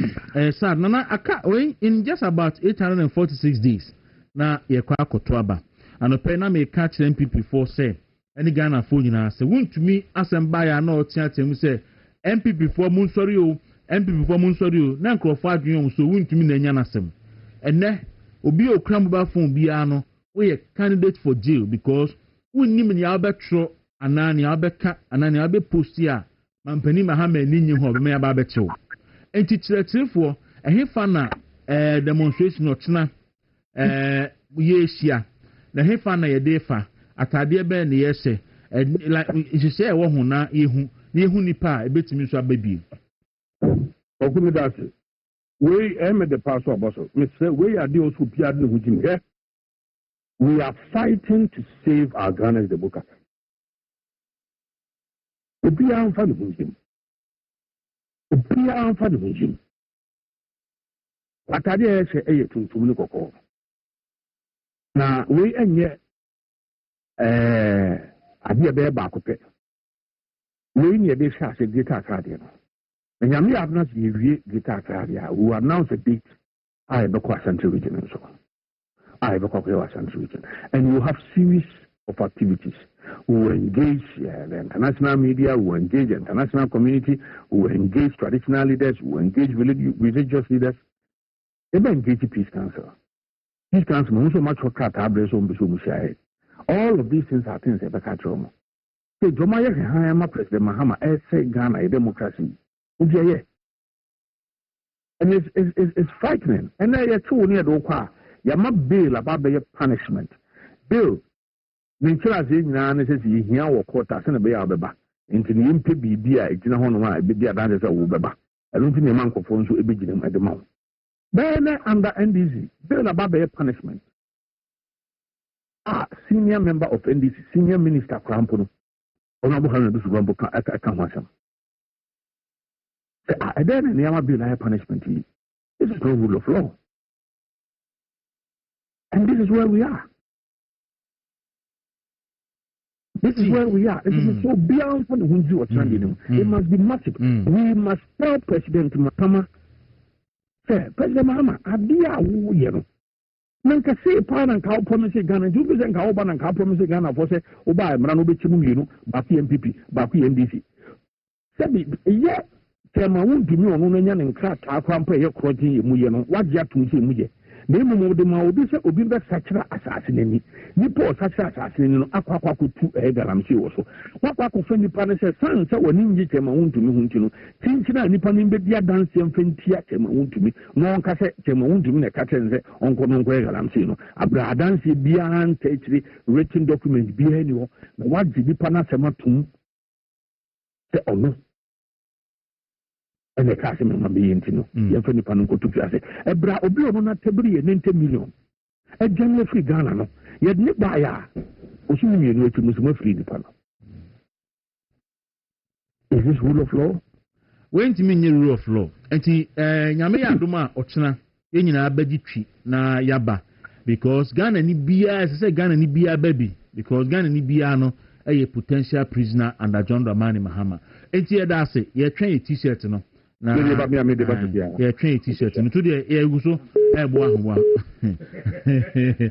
da sebra bro kan ka na say ya on face kakra t-shirt no anka eno so ye ne sanka be kama papa enti go no eno da sebe I think say baby akwaduru no na me na me kan no pay say chema untumi Ghana for mun sorry o FPP for mun sorry o ni egu famu twe isi kwaku ayi bo onwumbi o say obibibi ankofa body ba na de no betimi atene ma who story bi sisi na Felix Kwaku fusu Felix ma men kan to straight away na men show me kan to say President Mahama wonye nipa nchena na Akufo-Addo President Mahama wonye nipa nche Ghana ni bia nkwa ho hia President Mahama watenka o emotions a obi aso watenka o emotions wo Felix Kwaku so ko no ma na Akufo-Addo betima obetai ne nana obegina bante ka se na Akufo-Addo yare miesa ka bom ya eba beku no ene wo titimi so ka se wo threaten the life of President Mahama dia ye bechewu President Mahama no be entertain life. Let's go down. Ade omo ye no. Felix o. O de to ade omo ye no. Omo President Mahama, omo so me ye ni atem na. Ye Ghana for be boa no egu ho. Na okotena fi a. O no be hunu. so on be say dinner tem no for the Rollins no create so on be say dinner tem so kwatena fia and no okase timi no okase obedi omana akwawiya no wo se wo yare miansa o say acute kidney failure prostate cancer and a third one na mirefi maybe to be kai say dey me come say yare miansa na aka bom ya obi koma ya awe e ba be kuna na akufu ado enti se Ghana for to abama na obewu etini se to abama na Felix Kwaku for so le ka sa asem no and now with the TV so say we threaten the life of President Mahama ye becho now threaten the life of a carpenter for yenchi wana time to cast wa bodam de wa bodam amonche Kwaku ni mwanti mu wa etetewo ntuma dictator Idi Amin Uganda so who do you Uganda edu baby I think so who was Saudi Arabia the body kwara mo so me fa ma when the finance minister of the fiscal assembly of finance minister can say you so finance minister of casting Montinu Kuno yo when you are you nana Idi Amin eba the grandson were boxer na say na media a year me course ko games a course wo UK no omo any average just abrantie no e den ya wan hwe obetimi awini medal and so quarter finals advantage no holding pa na it is expected say obekọ into semis no semis they would do say pa dia obenya medal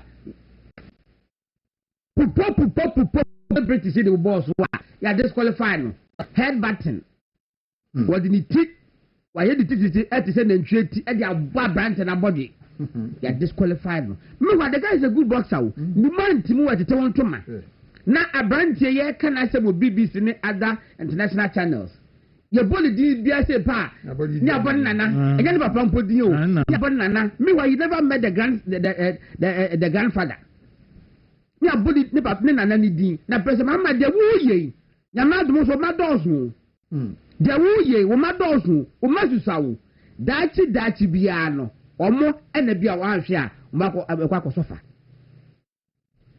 kwa kuma fancy anti MPP for whom say there is an agenda say NDC for a big weekend NPP and I say ombegu party no and obuntimi hwe amutimu pono no won say mampani ma amade bi oye bia no e calculated hwe oyi chief justice nedi ni na duwe no wa appointed 10 at the Supreme Court and they are assembly banner political hwese no musi panel judge for no e bench na so e de council no and then or say presidential term no yenye no 5 years but you see the third 1 year coronary artery disease coronary artery CAD as we kunu kra a heart disease coronary artery we kunu finish the kra enti oba ye godon enti ye this and some nipa me ensa e dey asoma court to Supreme Court anim so what will happen is say omo expectation is say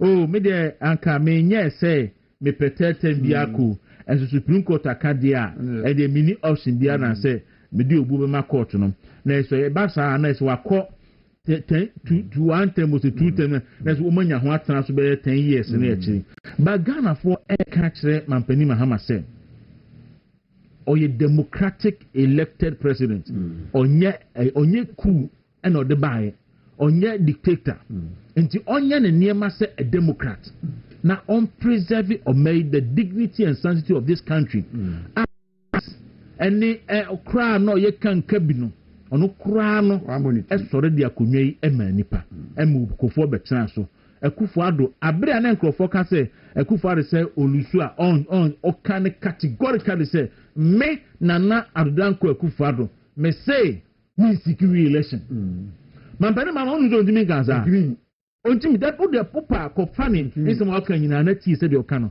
o say sabre wo mu die tie sabre ya wo mu die 4 years Ghana for me 4 years enti eno na hono makan akan na sabre wo mu dey biribi beba ebia na adwe besa but that we want to say President Mahama say ohun say Supreme Court entimi hye ameti yi say me nkodi president e bo ana say president bi tito na ka say maka one term me nkobi wa Supreme Court bet ma say so nkobi o on Supreme Court nkan say o term ni say obi anko 2 terms inti ba force ko 2 enti Supreme Court mpoka se obetumi akobiewa Cheje for se anya for soko na but wo ni wiase na mo anya for soko Professor Mason only 2 terms wo ni wiase Professor Mason o 2 terms and so ne one term kura wa anwie but ohun se hwe sa machination wo ye ne ye chief justice wo me appoint me judges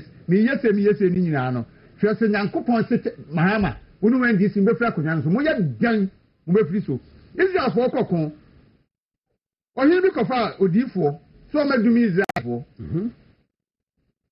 ohin odifo no bie na no a na wo hira Israel for ana say na mata aduma ba na aye no kodumi nkrofo no ma me a afa na wu hira won waso obi ntimi di onyame ye hira no I see wa ku ba to mi se wo ma me fa ba konto da se be di so President Mahama e dey na say assume with that admitting say abodam sem bi ba because me constitution na was say mienu abodam sem bi tisi di pebi to ka say obetra commensa e dey so contest election be win President Mahama chat or chat ba mu na wa yesterday president no a young man no he lost an election for the first time in the history of Ghana almost 1 million votes wasa ba biem na ku for say BT no e dey na say wo sa ba 30 ma wo ba 30 attempt obe win na the kwakuna dey no adepapa be no waye Ghana for be ho abapapa be no ba ye wa bo ya Ghana for be ka say ye kon do say wa mamu gold yes they say go board for aboka billion 1.7 billion dollars 1.7 billion dollars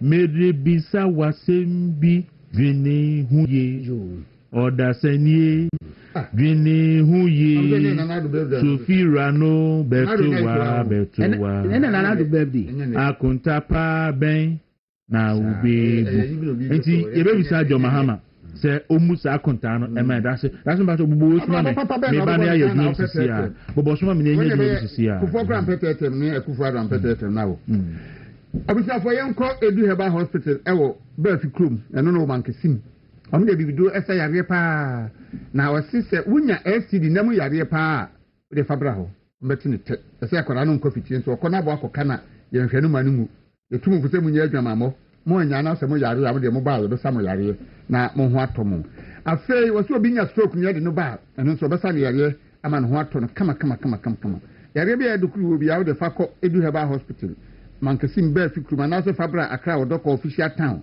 na omonhwe na omonsaw yare na ho nto wo mo anse na the SMB test about the strong man test the only be test with no alcohol when you be no ma utum say yes ahoden aba manom na mema nso so enom bodwuma pa we nipadua no siesie nipadua no da be tuntun ado bi akwa benya SMB test no so bi ato ho nti wa opɛ SMB test no bi ato ana opɛ hospital no nsem bi abisa no wetumi afrɛ number say didi swing 0243 989368 and 0558 379 na no mo akasa ensuo eyenkwa nti ese nipa de bebi ate bi ama ehiam se ubenya ensuo ewo ho no mo se ye ofie adwuma mu school mu asori hospital ensuo no asase maba ana se bro no a wote so wo pensuo a wo de hwehwe family drilling company limited for chi akwan wo mo mfidie papa ye tu ensuo a wo betu akwa asase na se akopa botan na wasase asimu atwi su papa na fi ase aba na abusua ni nyina nya bi anom kama omunsuo de unya bi wo fi a wawie uni obi eni asem awo nsuo ho ebio ope se yenya yebeye swimming pool ma se ye ofie se hotel impo se bia se ye se mahama so be sisi stadium so be Olympic stadium a se no so be nya swimming pool kese akura na mo frɛ no ba beye na odi amamo biogas system construction o flash ya na ahye no eno ndam ya makase se ye mra wo Ghana so obi obesi fifufuru bia no wonye saade ni dum na enkamboni ya na efa nipa hwini mu no enyai eno nso ma bayi kama ma nti nyama ya bobo su nyina na ye family drilling company limited for nsa na odwuma o me yema otumi se wakoma ebeto yemu Ghana ha mo enkrabata miensa ba ko wo akra ha no mo amasaman ma so mo odwumra na ba to no so ena kofodu anso mo ben Brat FM o numbers are 0244 144822 and 0240 333-111. Congo Ointment. Aye, Natural Inventors. Wamo ansano adwuma eno no. Na eboa Congo Ointment eboa san yare obebri free ni pedua no mu. Eye ni pedua no honamani no mo adwuma pa kese. Skin rashes agu. wo de fra mo be ko sesi e wo so kan ho na no tete na no ye ne hene ono so be boa kakawure matiri ho nantuma propro ha wo empompo bobo oba ensuboni bi gu odun sa wo tia oba mamu amunyina obehia Congo ointment na mo dia samo be bia tuntu aduro bia wo de ko na bi sase wo pe Congo ointment bi nyi bi so wo pe bia tu di 0249 017101 and 02616161 o pese o tu kwan kwa brochire men bia so so ko ye djuma o ko school o ko sra obi o ko jojo ho New Land Travel Consult for some country sebra no mo wa enya nkrata se ma bibia na wa kontu no enya mrema enya nijie ma na enye ahomakan so emma mo mpesa mo ko Dubai ni Qatar na mo pe permit dia ko adwuma no so no mo be hu mbebo am ama mo anya bi o pese o ko school na o pe admission na scholarship so akọ UK Canada US Australia any other European countries no so a eno so omo ebebo am asale botwe eno mo school junction. One numbers are 0241 735676 and 0503 197 323. From Ombejo. So, ABA Heba Hospital, Amutia Nano Pay. Say when you how, say glaucoma na cataract, and Abasis Susua, with a faco, or me if you so, ama Uhuato. War nemum reye, Unsebu so, hypertension how, stroke new dear see, prostate, Ayakasama, what a teteo. When you liver na kidney mu yare bia nyina wo de ko ABA Herbal Clinic o mehwe no maboa asaw yare Kaswa Millennium Inside adade last stop ho no mo ewo ena afi kuma se nso o mo kwada so dwunase market no achi ho no ma ena do ma hinkru o mo ben Ebenezer Preparatory School no one Apiaku bi coastal ebo ho one number is 0541 565 199 ena 0502 812161. Ye kosuhum Chocho Heba Industries or the Chocho Heba cream about Gary now honto no asa Chocho Heba cream. We o number I really any normal skin ya. O sa Chocho Heba cream no. O di any kakra na wasa Chocho Royal Gel. Wa won sem attire den wonantin eta papa ye no. Obehia Chocho hand and foot cream. Ye wo Chocho skin toner. Ma no amopesa we den toso no no totoro hyenhyen no. Onye bi eboawo. Utinyi hu agiafa enti wonamwa ase kokọ akate asisi wona hwehwe Chocho hair product na nya sasrechi ahoma no wonama na nya fefefefefefefe ye Chocho bam eno so ahututuo die no hunam ta tutu adu nyina no dware na akoda no asre bia akoda obesore no pa no na chese bibia adadi Pandamat Palace Mall Bacho na Total Sprinters any supermarket bi ebe wo no okwa obenya Chocho wo mo eni pa bi ato ewo ho no mo oba no sukuriye baby esa odu ani kire e best brain publication abofra no ahyase no de hia pa enti pengoma papa ma no fa nsua de na amara ka ne tirim ama otumi akonanim e wo mo masua mu es o mo se pre school textbooks e crèche nurse ni kg o mo ho books nyina bi wo ho basic 1 to 6 o mo ho books wo ho sana JHS 1 to 3 so o mo ho books e wo ho no mo eba SHS textbooks ahoro general and general as business home economics and visual arts nso a omo ho books ho nti akora no efri crèche akopin so be wie senior high school no book bi a opedi asua de e be mani bi bra be to papa na emwa no kuma se ya opankro no la posada hotel achi ho no a your numbers 0507 200 200 and 0241 520 946 oba akra nso a a new office building no mu ashi Fulani Road Amber Street your number is 0509 822 399 Tamale Banyami Islamic Senior High School ekwan so your number is 0509 822 372 Takrade Asakai ne Diascan Center ebo ho your number is 0509 822 398 ho for Monkop Barras Newtown Penu Road. Our number is 0503 649201. Who was Nadia Abisim Yewo, Catholic Secretariat Nature Honma. Our number is 0201 678333. Kofodia for Nami Krum. Yaban Nana or MA School. No. Your number is 0557 105 566. And as if you are so your town also. Beulah Gardens, Yabeno. Your number is 0205 471 012 ɛne yɛ nkasa medimafo herbal hospital doctor time da so me nka nkyerɛ sɛ yare na ɛhaw no yɛne nkakra na de fabra na so yɛ hɔ deɛ hia na ne sɛ obetumi adu hɔ wonya de bedu hɔ nko a di a sɛ de ɔbaa no wonsa ɛnkɔ ne saa wode ani gye ɛbɛkɔ fie yare bia ɔmo sa wɔ hɔ apart from bɛyie ne gyimi yare bia aka bia wokɔ a ɔmbɛsa ama wo kumase ɔmo obi akɔ atwema ago ɛna akra nso ɔmo pokura se mayera numbers no 0244 774282 ɛna 0245 616 336 nature medicine ɛde nnomi nsa bi aba no pɛ yɛ kan fama yɛ ahwefo nyinaa deɛ di kan no ɛyɛ gastro mixture ɔde ano tɔ yɛ ma na yɛm yɛ ɔya wanya stomach ulcer typhoid fever diarrhea na indigestion a wɔdura no pebinom na wo hawo etu ntwa woyɛ ɔbaa ubu nsa a wote ya wo nsa bu nsisi so na wanya yeast infection so a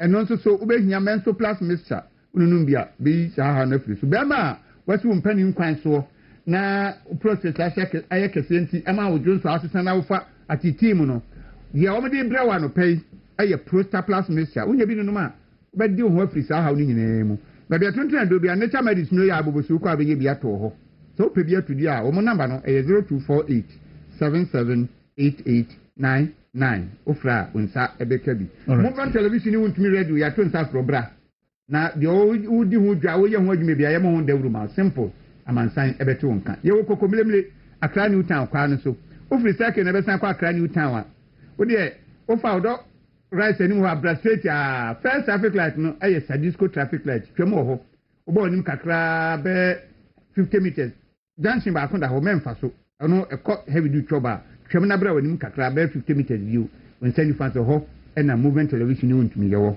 the number is 0509 301 401 and 0592 589 720 and 0246 375 134.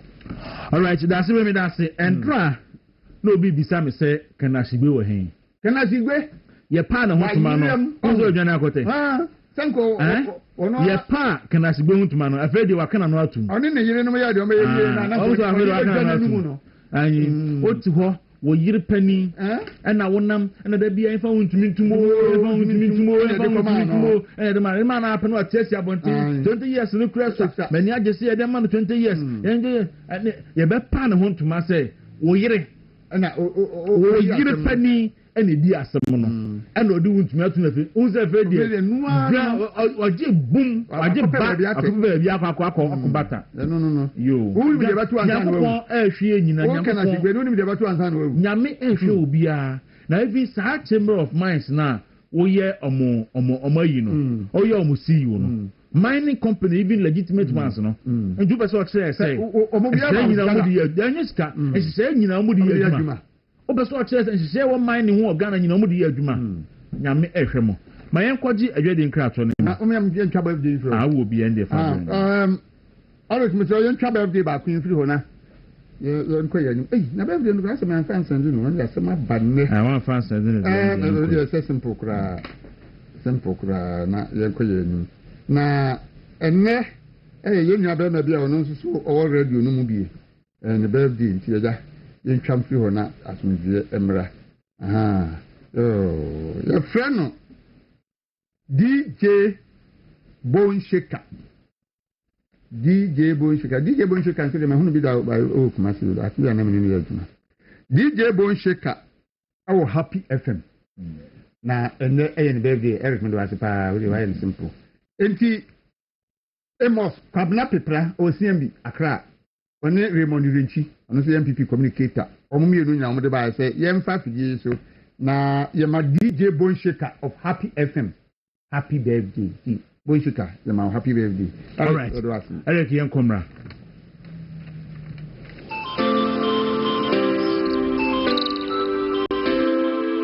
and Accra Kumasi kwan no sonso no akwanhye si ba ho bi by see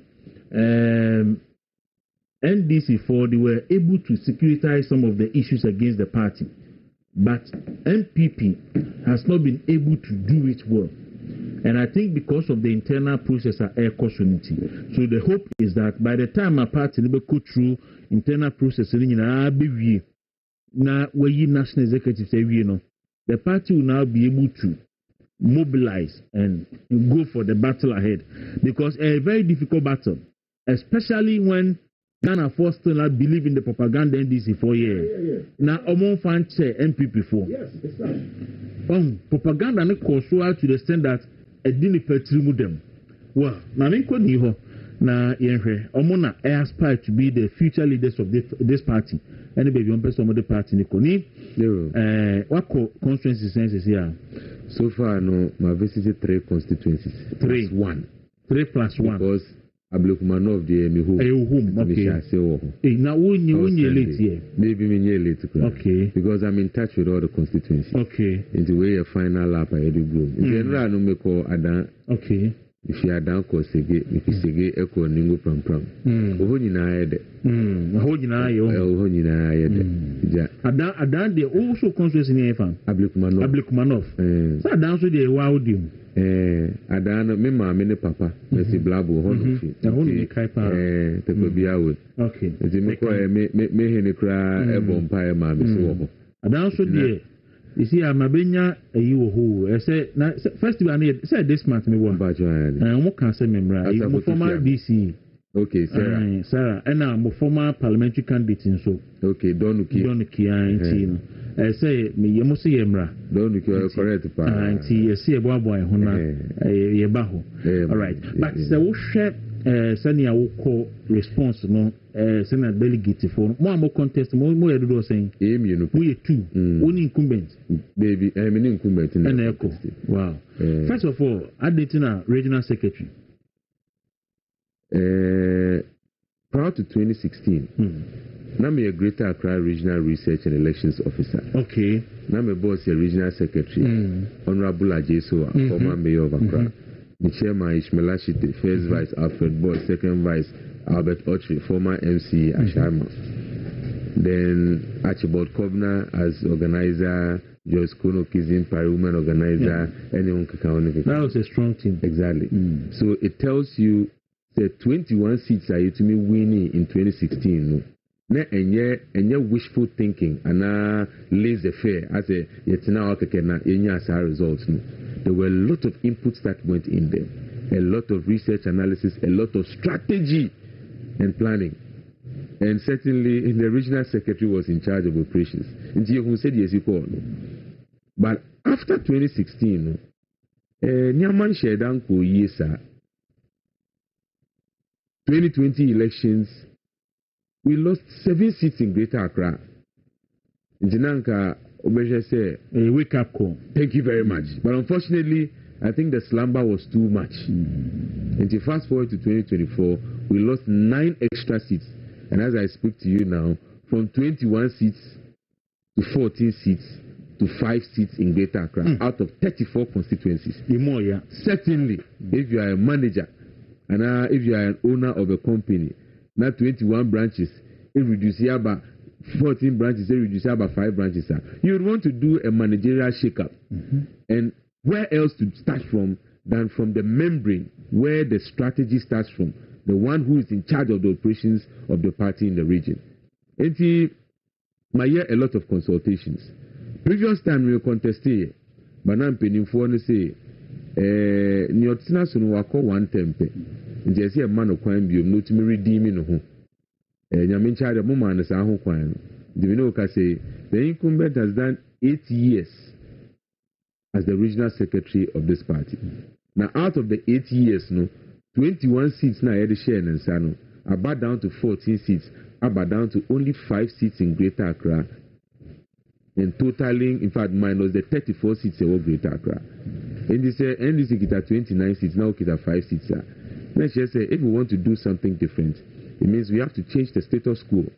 As I say, a wise man can maybe say, doing the same things and expecting different results is a classical definition of insanity. And I feel say this is the time SES the membrane of the party, the strategy, so that we can be able to go into the 2028 elections with new energy, with new strategy, with focus.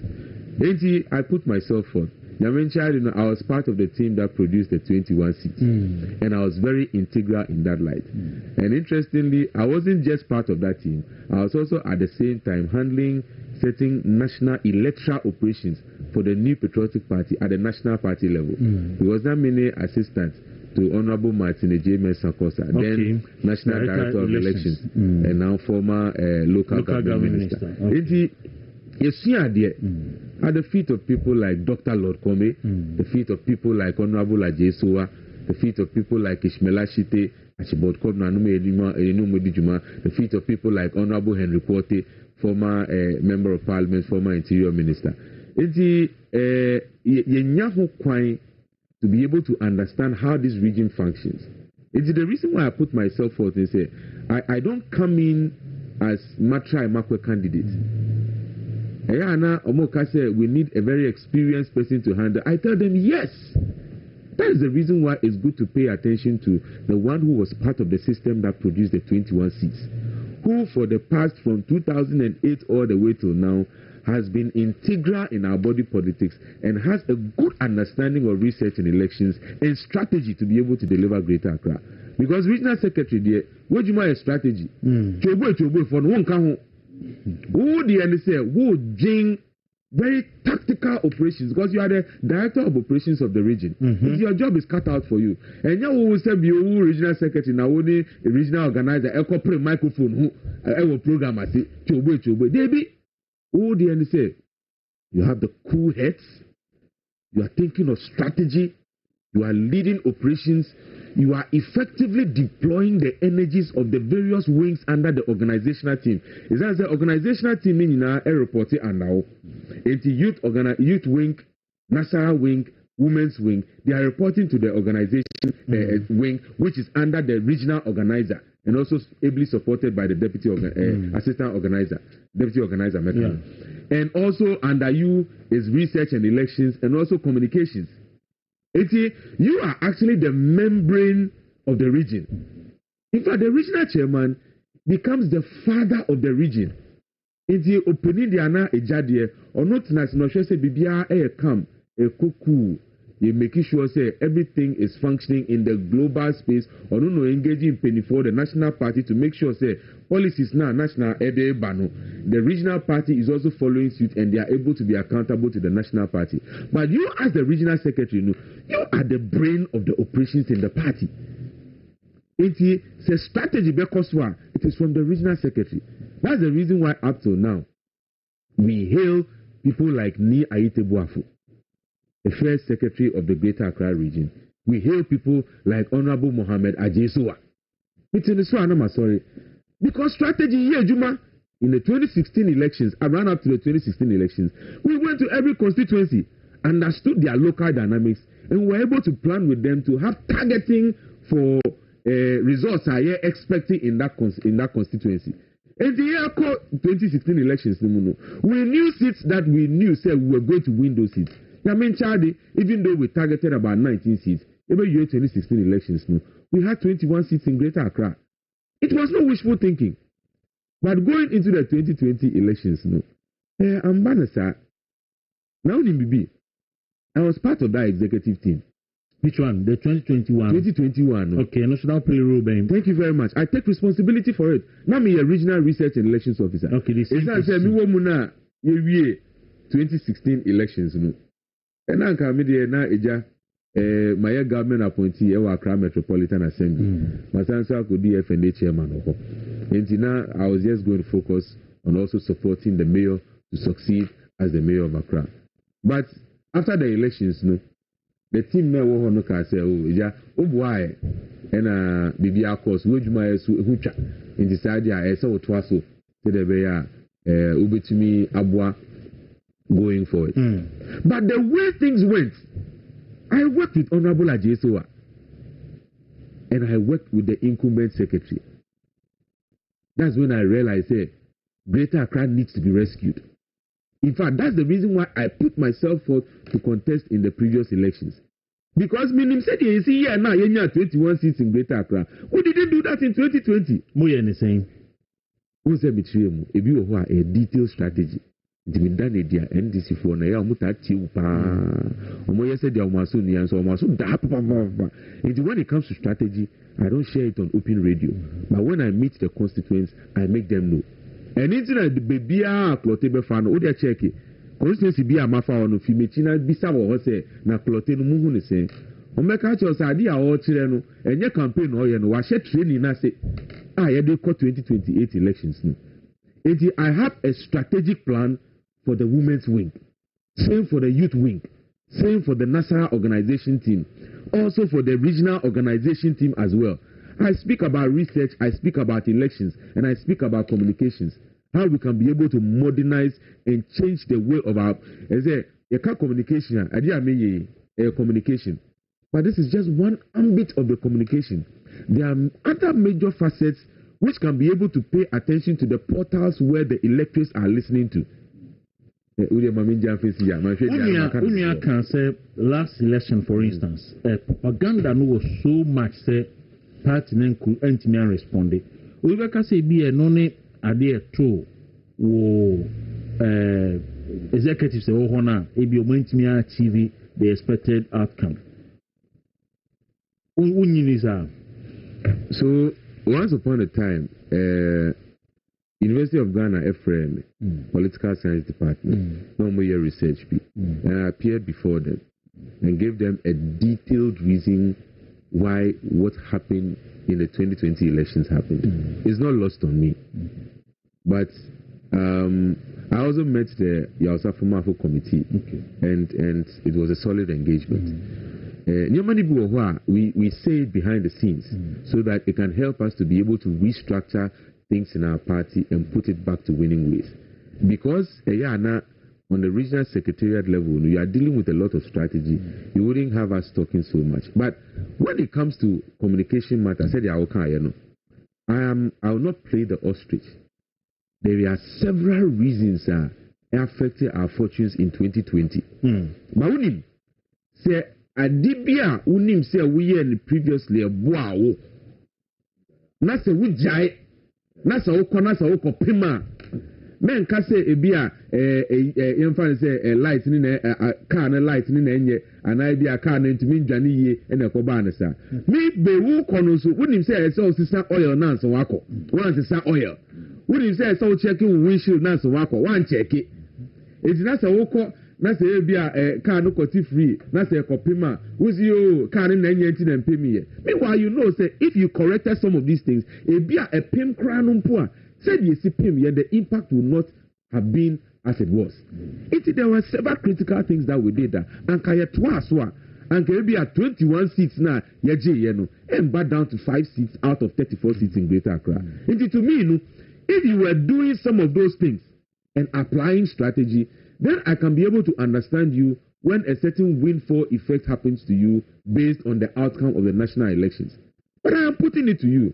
If my contender comes to also sit here before, put it to him maybe and say, in fact, Opa me misano mpo ebi aye yemi enu nyina we ka say ye campaign nti ebe ebosirimuka Jaimechi maybe sir any constituency executive who was part of the 2020 elections they bisa omo say what was the strategy from the regional secretariat to their constituency going into the 2020 elections and also going into the 2024 elections. Let's say bisa omo say you 2020 elections now you lose 7 seats no did the regional secretariat come to their various constituency to have a post-mortem analysis with them to have a better understanding of the CEO of 2020. No more to many or more strategizing going into the 2024 elections. And Nempono or Muko 2024 elections. No, what was the strategy from the regional secretariat direction to various constituencies? No more who says say ni ekono and I say ni ekono. It was zero. And if you go into an election without having critical strategy from the regional secretariat, what do you expect as an outcome? That is what is going to happen. There is a windfall, there are challenges. I understand. But I have 5 seats. I mean, Mr. say, Central. Why did Honorable Jerry Amechai win Wejagbawe? Why did we retain Tema Central? Why did we retain Trouble Honorable Gloria? You get my point. International say there are certain things that we did. And that's what we Honorable Tobin. Yeah. Why did we win it? In Tisanka Obeka say, Sanet said, Sanka say losing now. Into the fact that we won those places means say there are certain things that if we had done better or we had done well, Anka would have been able to salvage our gains. Constituency are made no a winning margin in 2020 no very wide. But so share votes are you winning this time around Krana. We will say drastically. But at least we were able to sail through to win the seats. Elections now, it's about science and data. What's I now want to make her? Yeah. Also, elections is now science and data. And that's your way to organizer for no to that is their work. After we have done the strategy and the thinking, all the research analysis and paying attention to the trend analysis and the various local dynamics, I've now organization team for no or money to wait to bonus be said the bay are not vim about ejumanu near the ejumanu. But near also yet to wait to win yanja ejumanu no ye. Nania also tnas no jing no this strategy as supporting these various wings of operations no say the ejuma. I see. Okay, we can say it will so greater Accra for the South to me so in some Ubemom seat saying I have targeted immediately Makase say any Quran, let us go after our 21 seats back. Okay. I am a research person. I understand say you can forecast based on existing trend analysis and what you can envisage into the future based on certain steps that you put together. In fact, prior to the 2016 elections, Honorable Ajesowa, the regional secretary of Greater Accra, only did this strategy thinking. To me a certain modeling, any devices or metrics be. Honorable Ajesowa, Jesse Boateng, myself, Emmanuel Plotting, Honorable David Anna, Mikhail Desmond Apia, near Tinas, near Jean, some of these things. And we were able to, based on those metrics, and find the targets for each constituency in Greater Accra. If you share with the National Party, they found that this was a solid idea. And they also advised the other regions to also pay suit, so that we are going into the elections not thinking, say,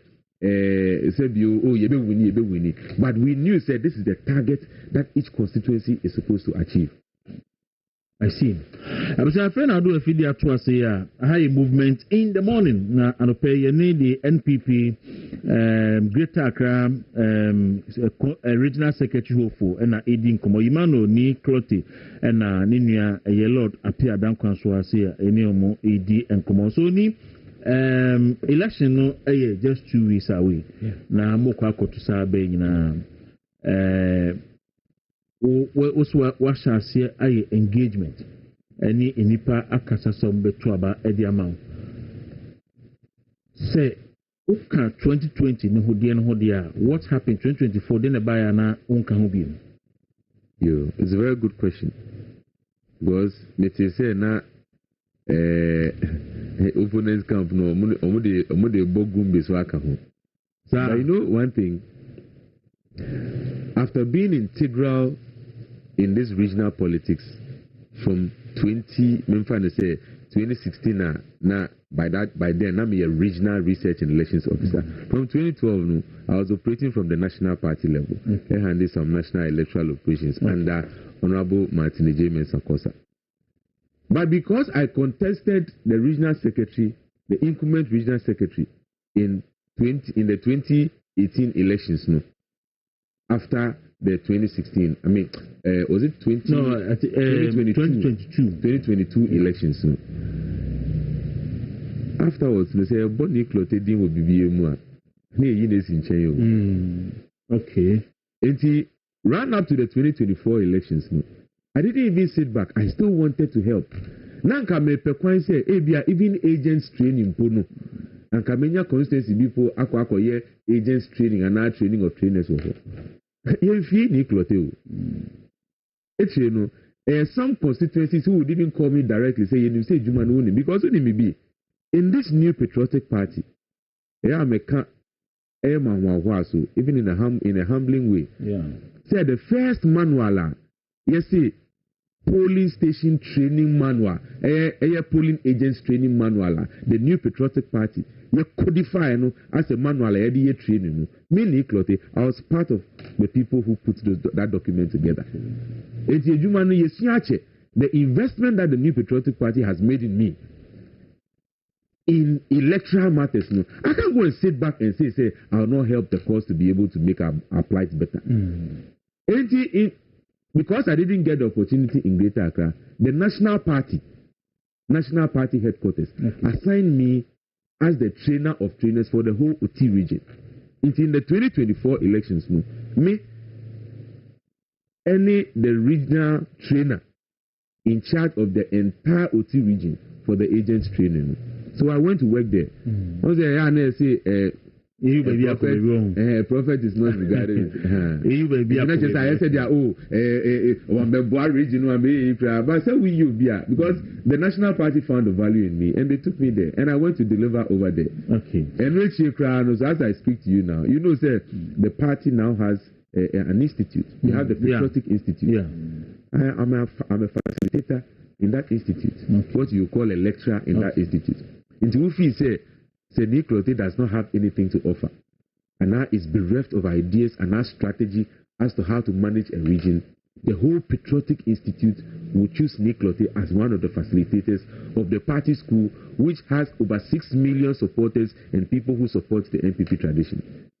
They know, say, I have something in me. And I won't sit back when we are going to face a battle like this, when I know, say, I have all these qualities in me and I can be able to help Alhaji Dr. Mahmoud Bawumia to become the president of the Republic of Ghana.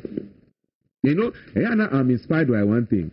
Now, a flag bearer, he actually won my heart before he even became the flag bearer of the New Patriotic Party. So, 2012, election and Sheda and Koye, who says, and Yamanyama Biwum. Engineer Ban say, Yebeko court.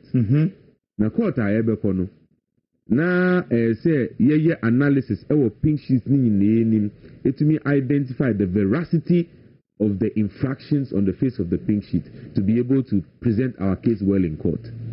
Now ma handle some collation activity prior to the elections.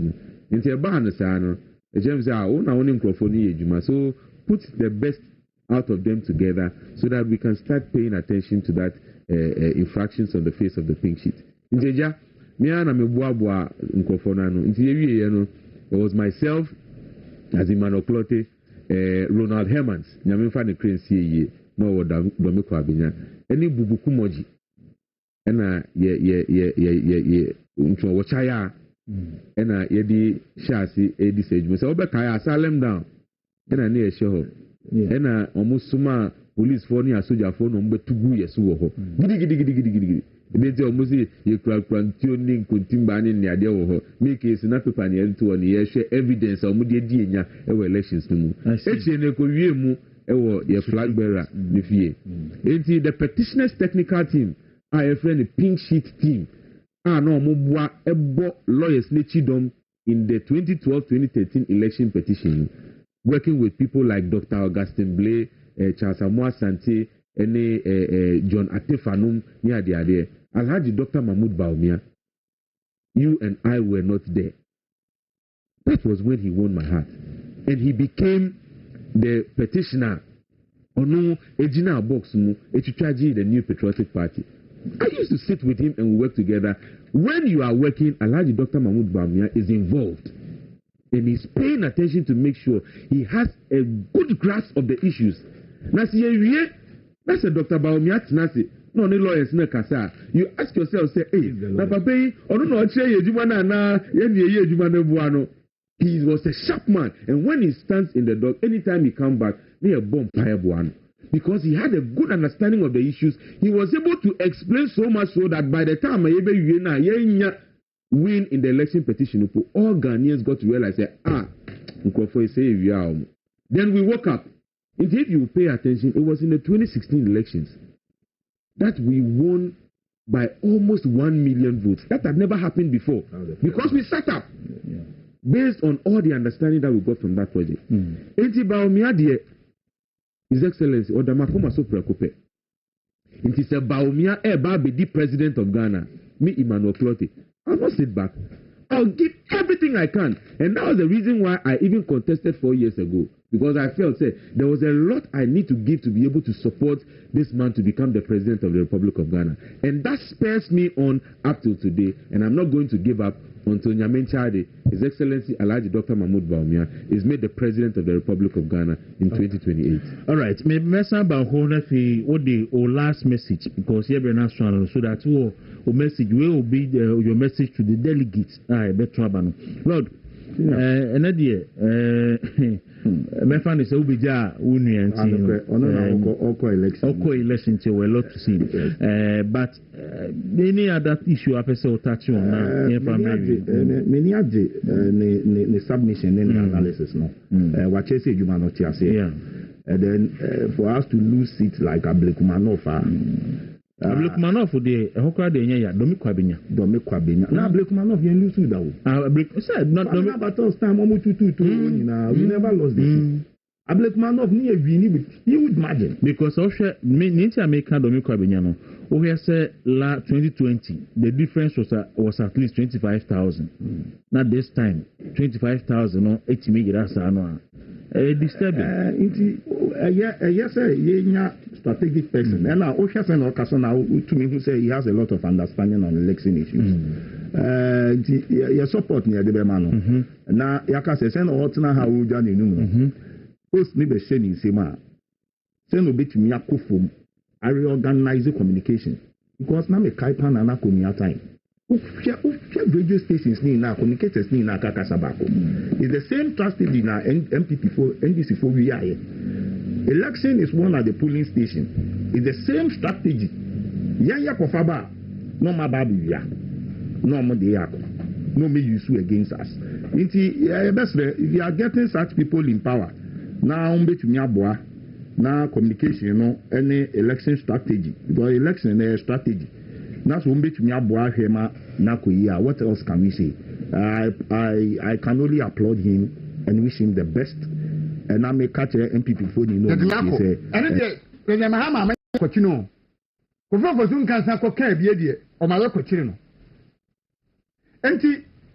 Corruption and another bribery and the NDC you never catch it because 150 million na question 90 million no dey be 150 million. Omo ma kire ni to ma kwachi tiktokers mienu wo ho no. President Mahama ka kire national security coordinator and say omo fa 150 million mra no. Why na no fa million. Ni omo ma kire mu but obi ko ka so obi ko post ya ndi ma kwachi no. And na GSS was corruption e kwasoro wo ma aban mu. Yeah, what I be every now and then the cinema continue order institution no. Never say failure you obey be an obianka. See no evil, say no evil. Na yemfantna o man no. Ti sa na ma no ko hwe. Sa Kumasi Express Road yo mu yi. Kumasi Express Road yo mu yi. Ni nyina kan be kan bi ma nyina kosoro because nyan sabe ni wo mu say wabedi aban na mo previous mo predecessor na aban na okono a mo bedi na de no oya akwan ekokro no so kro na mo so be kwan foforo akoso no oya kwan no bi akoso na waya am na kodum pempenso kakra bi a yenya sika kakra bi koso so ye be wie no na o se no de wo nye enti 300 million na odi bako akoso so no 300 million no koso so na emu de watwa 1.7 billion adi koye kwan foforo nyanse wo sa de we mu pa no ewai because obi enu what not so odwina semu ho a what yase ye kwan kokuma se woni nyema na ye ya sanka expressway ni mpo no wa sha se ankanya ya so se watwa 1.7 billion edi akoto escrow account bi say that or the Bayer Expressway akokumase enne ekwan no so ni payam so no enyem na sa data we ye dey ato abonten we fidi so pen na anytime be bia no eya na ya revisit ni akwakohwe say data no sen ni si etie akwan a na akufu ado ejaye na abre a wokufi na ojaye ɛkwan na do various stages of completion say ɛduru animu paa yi a na yɛ mame fa we ma Eric na ɔmfa nto so na yɛnhwɛ baabi a na akwan no adu eti abani behia 300 million pe mame ko say see this plan as $. Mame ko his can be say me confirm so that me speculate e we fa po okay mame hwe na ha me ko akɔ hwe scan sisi a be say minim say 300 but be say me confirm say $. Okay so aban no ebehia $300 million no dey awie kwan no but also we twa 1.7 billion to escrow account bi mo me ba to breakdown no ini there be there can ba to nyi we are we dey fatime we nurse for ina ma akwa de ma we nya no na me hwehwe nti me hwehwe enti kese wotwe ho a won ti ase atan ma hye ewo Accra Kumasi road yi so enti nka wo obi a wo de obey express road kura no a empanimfo se bi se wonu a ana wotumi ya bin sa 1.7 no a wo so atwade akoto escrow account mu no sa mo 300 million 300 million na fa wie Accra Kumasi de no enne na no he obi to ngo wo me ho obi to zomi wo me ho ana me ko send man no masa anka dia Accra Kumasi da buru so 8 hours na anka Kwaku ade ni nkudu ye ade nti ese kwan na si enne kwan na si o chine kwan na si very unfortunate kwan no mu chiche mu lot 1 1 no Osino bypass na Osino bypass no first lot no 11 kilometers na out of the 11 kilometers no omo chemu 2 11 kilometers and omo chemu lot 1 lot 2 so lot 1 no omo wie 78% and akufo wie 78% asa na okom lot 2 no o wie 68% na wadu anyinem bypass na also ye 6.1 kilometers omo chemu mienu sebe omo betimi awie ntam first one no omo do 58% second one dey 100% no more okay no wonder inyiresi bypass and also 10 kilometers and so much you mean maybe can another kufu do and a second one no would do 62% and a konongo bypass a horse so no much you mean say 13.5 kilometers would do 80% and a 68% at minimum now we do no a 58% you see it is a kind this buy just $300 million more the better now my invest billion and the manage city $11 billion and the gum Sabia seed na ho de be den ebe jan na so keke artificial obaye o su 1.7 billion akoto escrow account bi mu and now you can say it is reported say gold board nso aboka $1.7 billion and Accra Kumasi nipa ewu asem kokko ankokko yare akon mo tese mo twi wa on tese Dawuro enti wo de ye de na do ya na ka Accra no awie no fam wie uwie na so be ye express road ama o man no a na watu obu ase na ye ntutu minika ye mpepere ye ho na ya ne nkakra enti mfie na bi achi no ni enya ye express road a eno ye na we de wo tuoi wo yire no ma anya ba bi na wo yesifie aka Accra bi ni aboso ye boso wi a wo yire no ma akodem ama asumdua aba ane de wo ba ya wo si de du besi mansion e de ama yire no ma entu yire no ma no enzo to ana ebu wo mo enu eche sika bi akoto ba bi se de achi besi mansion ama wo mutino e dan na aka sa wo to nchensen ye di nua gusu di bibia gusu wo di nchensen baba so no wo moso enti nso no mo wo ma no akosi se ba besi mansion no ama wo mo nyansa wo sa de mu no e wai na eye wonwa ko enchi ko hwe market ya Akufo-Addo esima enchi fo no mahama de ayi ohom de bulldozer machine ugu bu market ugu adanya obi 24-hour economic market president mahama and I know some crofo who video no on social media say yes MPP yes market ama enchi fo or the machine akosim butugu say adanya obi 24-hour economic market one of the constituencies ya astrotel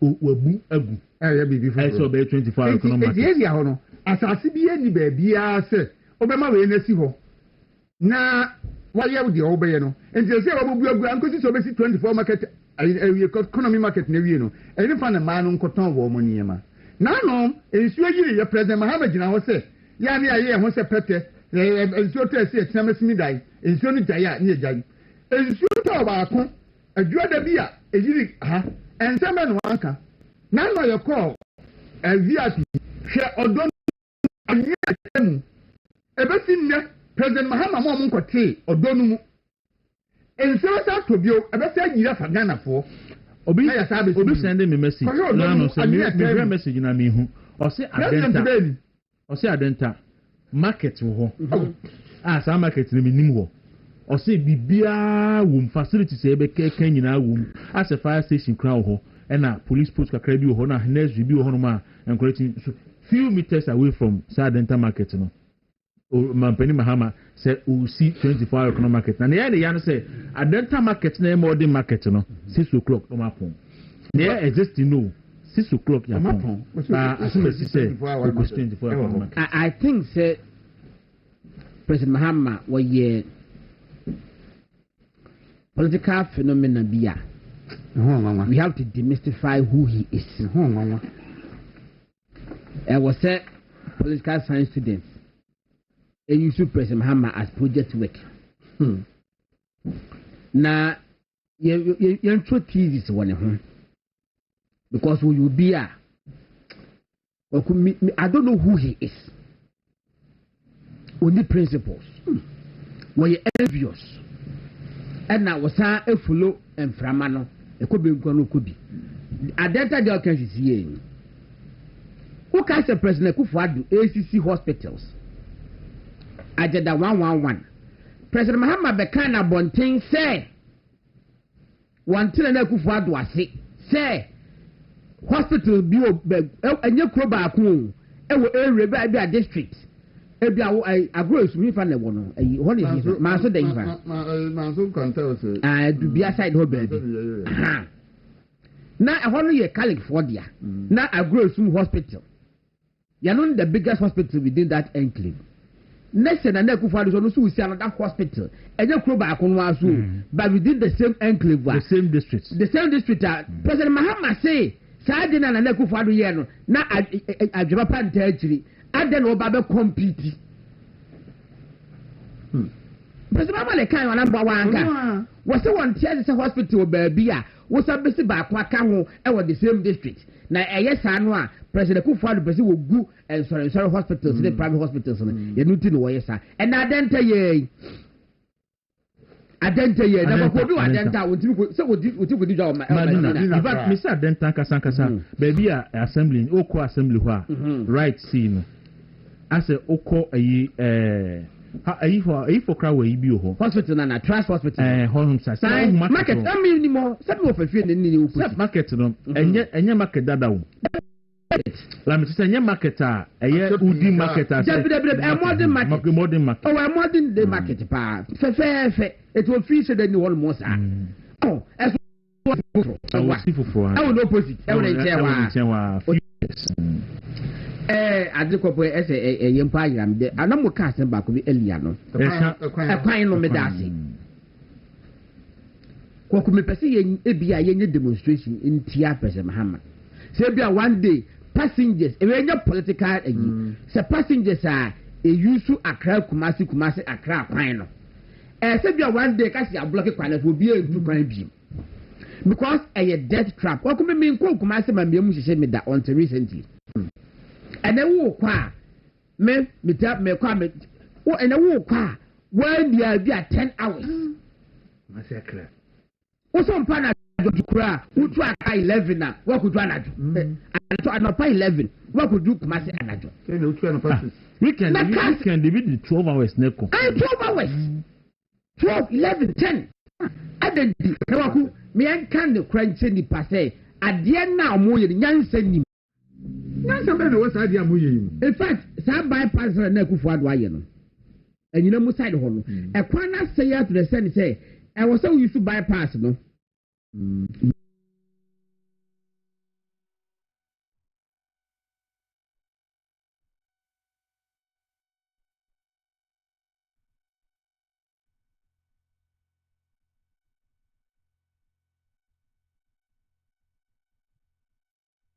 We have $300 million. And ya connect your coin and 9 years ama. In fact, we are travel time may be used from Accra to Kumasi and Kumasi to Accra. So betty. Present for time. But then if I never to be a for traffic and then that is as what this is here. And I present for a year, a crown if you what about 2 or 3. And so say, and we ye in some and then about 2 or 3. And some would use to be a better year. It's my quite distance, no, travel time, and so say, Emma, Opa Ekubus and National Safety Commission, and I say from authority. So, among road a year accident, a year than a saquine also. As compared to before, President for Ebe or Mampenia, or yes, Aquano. There be a head-on collision, and then by ye. One am Sawam, one am Kwakwa, head of collision, who would be Uncle Fesibi, now quite come, and then what time so we say, Penaka who calls to Huma, and I will call Apeja. Uber do now, we wouldn't say what you cramp, because we shaka. Sign now, or man penny, again, I'm on the mine, not $300 million, keke. Back of $1.7 billion, every a good damn.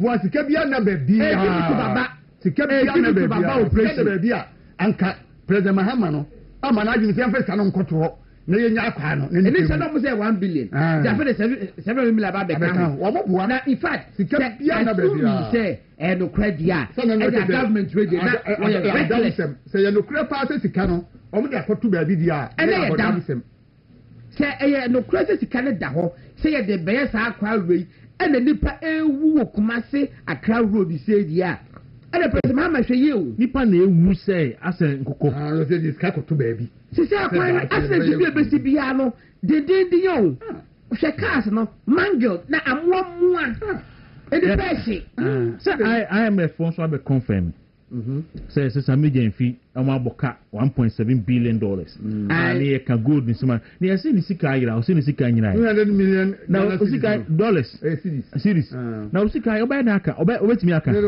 there be any personal money gold board operations ni bi eti bi ankofon enka ni yi enye Samijan fee personal money a gold ball sika ni bi and I nkofo bi gidi say sa branch no Dominic Bonsu yes wa di bam yes $7 million what they bam afem say eboa be but everyone Samen so true state would be ma kenkan kakra what say sika ni de a $200 million but asem bi wo mu ema ankoye ama gold ball for ama abanya che no but kana ankasa na so ayirawo so or the cow said in the winter most Kanyanga said but Bibiakoso is a 5 aqualon Dominic Bonsu Ventures as Osika ira untiminka untiminka so ka se papa bi ni sika ira ye no donc went to me anka Kwaku you share no say I NDC for say die hey if you are supply hu say NDC for say Supreme Court and court assembly I just saw kind ruling in the I saw what Maka was him. But so, World Bank for report to what Makana, Okufaka Kratos in Kaka. So, Wakakao, Masarika Fatoso, and America, and Fatoso. So, some more person can kind a court rulings in the year where they just a sheet, just a page, one kind in the Entiasi. Hey, Fatoso Nianche, say gold board atimi abokase wenya Ghana for na eka sika ebeji sika was maboka na agrada akwa sika gari oboka waye sika gari oboka David waye ebeji sika was maboka eti some ka court ruling dia mon ka IMF ruling no eti so say DGPP operations have generated significant losses for the BOG in 2025 in 2025 the significant scaling up of DGPP operation led to losses of over $1.7 billion. GDPP near domestic gold purchasing program. Yes. Was it to losses of $1.7 billion. That is 1.5% of GDP, almost entirely related to gold for G for R. Gold for reserve. Yes. Purchases. This amounted to a loss of 17% of the value of dog gold sold by the BOG. Losses accrued on gold trades are a combination of service and asset fees paid by gold board, discounts on gold sold to opticals, that's exporters, and most importantly, exchange rate losses. Most importantly, exchange rate losses from the spread between the Forex Bureau rate paid to purchase gold and the city reference rate used for BOG accounts. Survey data suggests that Ghanaian ASGM prices are among the highest in the region. These accounting losses partly reflect valuation effects rather than economic costs, but they still weaken the BOG balance sheet and imply transfers to recipients of forex exchange at the reference rate. Awalaba, Mamina Fancy here, we didn't say dollars better from this time. Okay, Mati, Tino, I got that crap. One ton Gagari Amoka. And then Supreme Court rulings, yeah, voluminous. They be 100 pages, they be 200 pages. Most ordinary Ghanaian, Echo Kaya, they train Machania, Mantiao, and then Kwaku as answering. A Franklin Kudunum, a better travel with home. Oh, Zanopena, oh, sorry, na minute as we can make a chain and say, oh, such a mountain to rule in the Bayan, Martin Kubu. And Mr. Martin can ask me, yes, not on the name. Get who's here exposing the video I cannot to. Who's the Janacote? Your partner who to myself, the penny and a man, or yeah, advocacy, yeah, man, a penny, which amount to the who's a video, or the boom, why the bank, I could be at him. Mamencia, MC, former MC Ubudi, Robo Akusiamankwa, Mamencia, and another baby will be at our Mohammed Martin. Yenya bi abokodi o nyame adom abujawa Mohammed atrase mamen kati for say yours truly me wozumi papa the whole Ghana azumi correct one the me na meton entu pezumi a and entu ziboa edin aka cho say kokope konsusu ana pekuntumbre na bompisi na bagizumi koguso entu ope bia frame anope na meme fa bi mro bia we beat my arrangement number is 0248 16 8921 0248168921 na osua baba to be akoton awa na nima akosen o nyame adom ekoyi so kama the only thing is ochina yenya na we expect say Ghana for dodo na ebepie na yaba ye demonstration na yati entesu kokko e dia kira ban no na ye hu say enough is enough ye save your democracy no esan se be bia edru no as a democracy no pese o mo say no the loss no eye mienu so we MPP ni a emra no nko we eye NDC ni a emra no nko how is it possible say obi a we wieska 96 million omo mienu ba kokra de ojitu mu a ne sa wanje ntum ye de no kotu mu for 5 years was spend 2 years oko appeal ya man appeal was sign ko oko for bail at the High Court, Yamani bill, or Appeals Court, Yamani bill, NDC by Amudi Supreme Court, Yamani bill, Utifie, up to now, Sana appeal case in Okrano, Ubianka Hwasem for the last 6 months, our Kotuna, if that is an elagzim. Yeah. Mameno, or Siwa Ma, Emma Yetching, Crofwa, or more standing surety, Emano, Governor Tamakulu, any Alice Mood, Emma Mutia Husika, or Siwa Ma, you're trying to wear, your Saboka. Edna Frabuchra bedru Ghana ha yeda kwatena ni fie for 15 days because Franklin Kujo catch and said or house arrest it had no kwatena ni fie police for garden ni nyina echi no ye beka an se maame no pese omugya no sese omagya no se isika na hye na so obi a ye se wakwaji concession yachi obi o ye galamsey wo ho wo se bedi adanse ye se we na hye wo se ye na mimi njao nipa na yachi no wo ya de no wo se ameye records of why Chirese chairman kra a report to Central Western Regional Police aka kira o mo se nkrofo ye galamsey won asase so na so we de ye se onko 20 years enyo na ye galamsey no enyo no so na eka se obi nye galamsey but obi akotina na asase keke aye no onko 20 years obi aya jele no for 10 years se wo wi esika 96 million esi maame no ono de onkotena fie so enu tina ama ochina no ye expect say obia ebetimi aba bonten na yetimi ɛde yɛ friend saying yɛkyerɛ no ahyehyɛ so ya catch man no pay so bi anya na dwen se we MPP sam dabi ana America no wo social media ebetima becho nko ade a ebetima becho na say any senior omukɔche no adok ma America so omunjai no so omuhyɛda face saving ene wo he Sabrante no wo he wo mo da amai no se omai no market so mo discontinue case na amunkan you get it but ene the social media for now omuchi omunyina no unu so da so kokɔ omunyina kokɔ obi na yendi asem no na so yaka okasabo ahye oyem because untimi nkasa biom because case no wo hodada itiama obi ya wo yenua achenkwana na okumase yes last time oba ha no any 15th time okokɔ 15th nti ofi kumase oba na makase ya ageni oba ya ageni saa ye hano ofi kumase ama sese no kasanso awana na ya no say o che no kumase court ni bi ho exactly but ya shada na bankran and ofi kumase etwa kwan ba court se question na me bisa from day one o say me betena ha kra kan say nipa na wo mu chi o mu nyina uyi nipa ba miensa o mu nyina ewo ba bia court wo yeah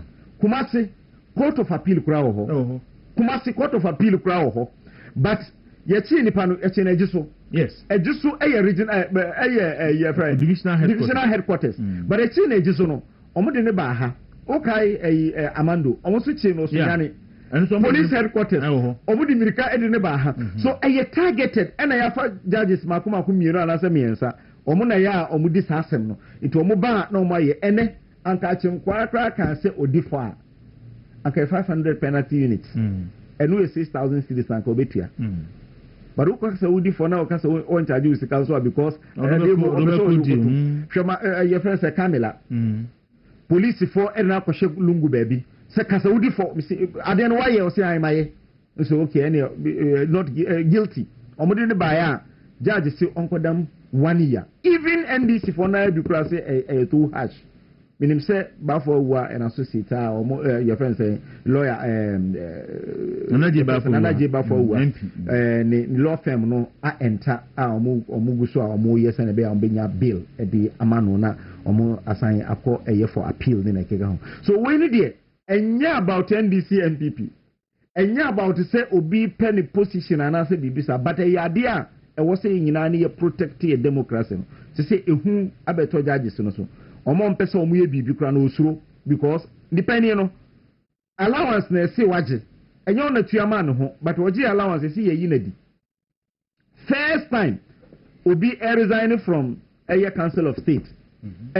former chief of staff say hey na dia amudi di ma me dia enyo to the extent that nana Dr. SKB Asante omo tro Ghana constitution no ebe testify can say mami utimi yin because of allowance so na so aban no eyi no so we security court judge high court judge so we nchina wa wiram so the aban ne peno na omaye enu ntina ma ade no eyehu no because wo ti ho no obi ani ba bia ogina de but e bia na odi edo court na ye beka say we MPP ni a ebe timi akotum etina ye ka say obi amra don't think say e bia ade we NDC MPP hwe me say Dawuro uye koko farmer ene anase obisuani kra ye koko farmer e wo se oba abonten na obeye demonstration no unim se new koko law na aba no e kire se wo koko farm ene na opese ohu se koko no enhyada enni emfaso bi amawo na opese wo sesa na udua anka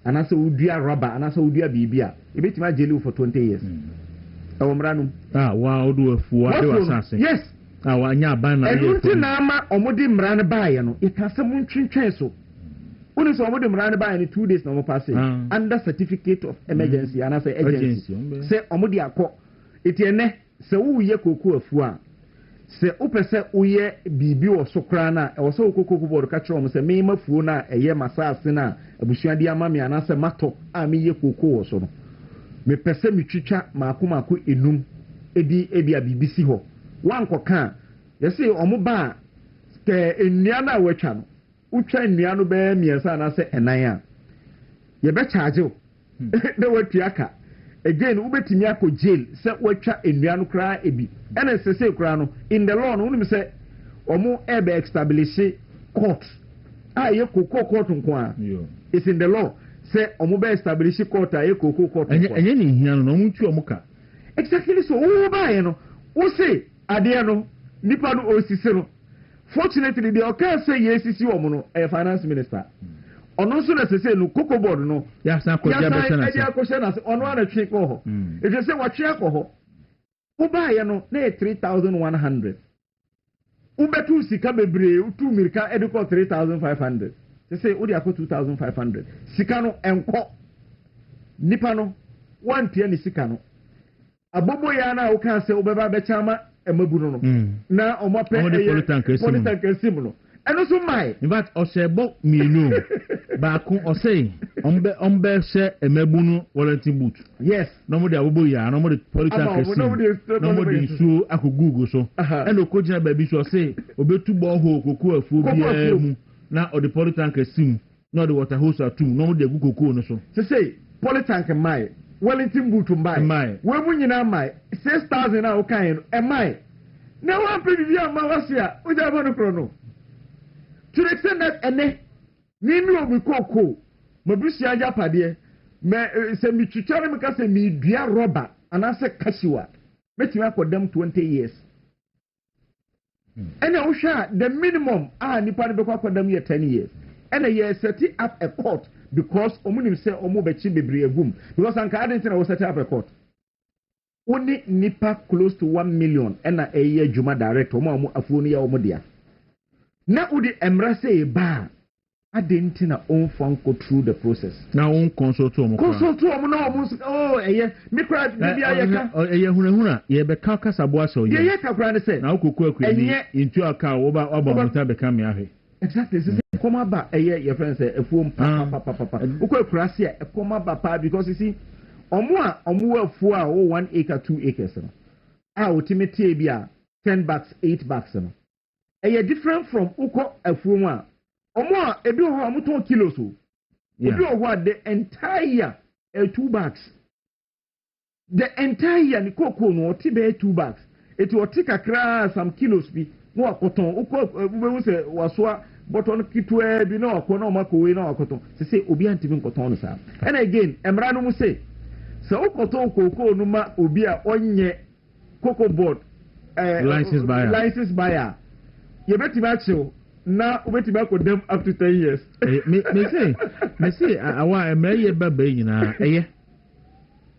eye pa say no say na say be ye say nya abosom person mu kun no ye odin ye di kan si wa so no ya bodam because ne ekoso yi wo ti kokoko ani ni sika so no ono wan for ankoko yes 1 because woman minimum guarantee price and una ya from time immemorial ye nyaka say eye say ya ye ntisibio yes all the okwote so wan nyene hwe na sika no so akokam up to now they have not been paid they be unya consider issues in ba now and the aba say you release $2 million e di amount na so enko me se me kan wa fidie so da bia me hu obi a wa be hu me omo pa besia akoye omo papa yi papa ni yikuani omo so omo atonkoku yi ntuaka na omo person omo di koku ni si awa obi aso onyi yes because enye attractive kwa say obeji koku awa because oji na awa na koku no esi ho a na esuti you get to say ebia waji 5 bucks or expect say obema 5 bucks by the time I ebia esikani beba no na do be 4.5 bucks and so the conscience in tiaka exactly so I don't know obi ni wa obeji koko esi wo everything na makoko farmers no kra ne kase wo de man fon clutch no so when tia me kakra na man fon komari because e wo hona wo say na esuti exactly so everything na ma ye to ya na ya shipoko ene koko no wo ho to the extent that say ni omunya bottle craft fangum okay say na say picture be buy from Amona Praso area ho yeah omudigu fertilizer bottle enu so enfa koko because they say so adie de misremo ochena nyame adomu a sa demonstration ni de e wo se obi bia wo ye nurse ni alawana ya jinsu yento yes ene amanfo bayi alawayi ma waduane yesi enyina no krobofo hokan ya yesi ti police fu guomo so ne bro e bro yes enti all sectors ye kanipa no atum na no betiti afo no yeso bekwa koye demonstration obekwa picket o ministry yes catch them say they can't come there during working hours yes na me sinti minister no be ba be tama na dwena wa be demonstration na enti sector bi asia obi antimi nkasa yes enu nti na ye Ghana ni a enye se MPP for enye o masomo yeah so bia me yetenene because wo badru ho a say ye save a democracy nti bibia wo a wo pese wo kana na eya haw no na waka se na be ya at least aban ni behu se ye ni abre hwenesis batches na since aban bae in the last 1 year 6 months nurses afei na omo advertise say omo for nurses and again the secret no aditwam because the enemy say ye fa omo in batches say ya to agum nti omo fa 10 for because eno no obi atimi apply bi teacher for ye bae no backlog e shede ni ho because ye bae na backlog ho ye bae na post to omo nyina nti omo wie national service anka wo say ye post to omo 2025 no ya post to omo afei na minister in 2026 minister krase we have 50,000 teachers. Then so many clearance to recruit 7,000. 50,000 and then pre saying 50,000 teachers are omunyina benya be at natural de. And so abane say obetimi 7,000. Nurses batches be ma kuma kunsia and a goofy say ya omo enkoye. And again you see I was say your man for 40 as you said sa backlog na on beto ye no. Eye mahama ban and created that backlog. Since Kwame Nkrumah, say we nursing training college, we ya na ya posto because within the nursing no, we ya na we rotation dada. Yama holidays no ako hospital na we attachment kakran we ya na ya posto into automatic posting no. In 2014, and the President Mahama, and 2013, and the President Mahama started national service. So first, no money national service. We are not opposed to them. Now, only national service. Or buy our betray allowance in the moon. And no far nurse for no do. Yes. And Obe can say, oh, man who see a child allowance in the mono cry. A father do school. Yes. Meanwhile, I buy him say every year you bet me a fee nurse for 5,000. Yes. And the 5,000 of form school. Nti afa backlog nation say eba no na eso the national service ne be show na ye stop guard so bi wi na eso na fi afiba ko na fi de eba sa na IMF I can say menye recruitment in the public service it's 3 batches 14, 16 omo nyina ebetena fi nti akufo do bae no na o clear ni nyina in 2017 2018 it's 16 for bebawo ombe national service asaba enu na ma sa backlog no eba nyesa anka national service na ambe bomu a anka backlog bie ni ho because nipa ni wie ya na okọ sa pepepe na sa teacher training so etie na national service ni ho NDC for the national service na anu nurse for e form yi omo wie school omo ye 16,000 yes and aba fa mu 7,000 8,000 yes nti omo maka no omo tifie almost 2021 batch da so etifia yemfa almost e kwan be na obetimi afa so afa na no me kote ya say oh yama clearance for 17,000 health workers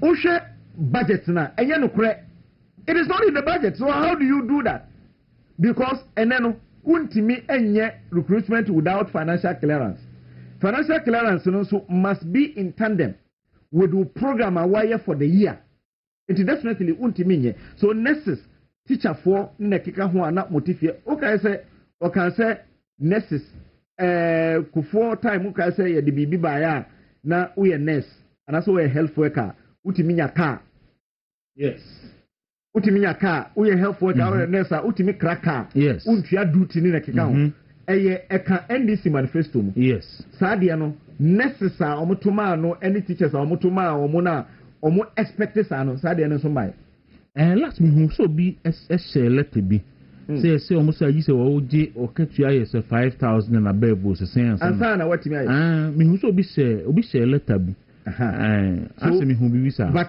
o di share o manifest but the question is the part do sign na for omo duru 5,000 over so but o di share o manifesto say oba osaka so be provide housing unit e dey ma teacher for this dying ama teacher for nyina e na obi a obekọ ekurase akọkira de bia no na katua no 1,000 cedis I remember 40% account ha de no nyina mai so say na wo kan no yes idea enye NDC asem enye MPP asem yen kan hu se aban de wo major in economic fundamentals I wo on paper do be hu a see inflation at 5.3 nanso ukọ time na yen ye wo aban mu a ukọ Kumasi a from Accra to Kumasi saa buses nkete no na 90 cities ene 140 cities but I see inflation no the rate of which cost rodo aslo about single digit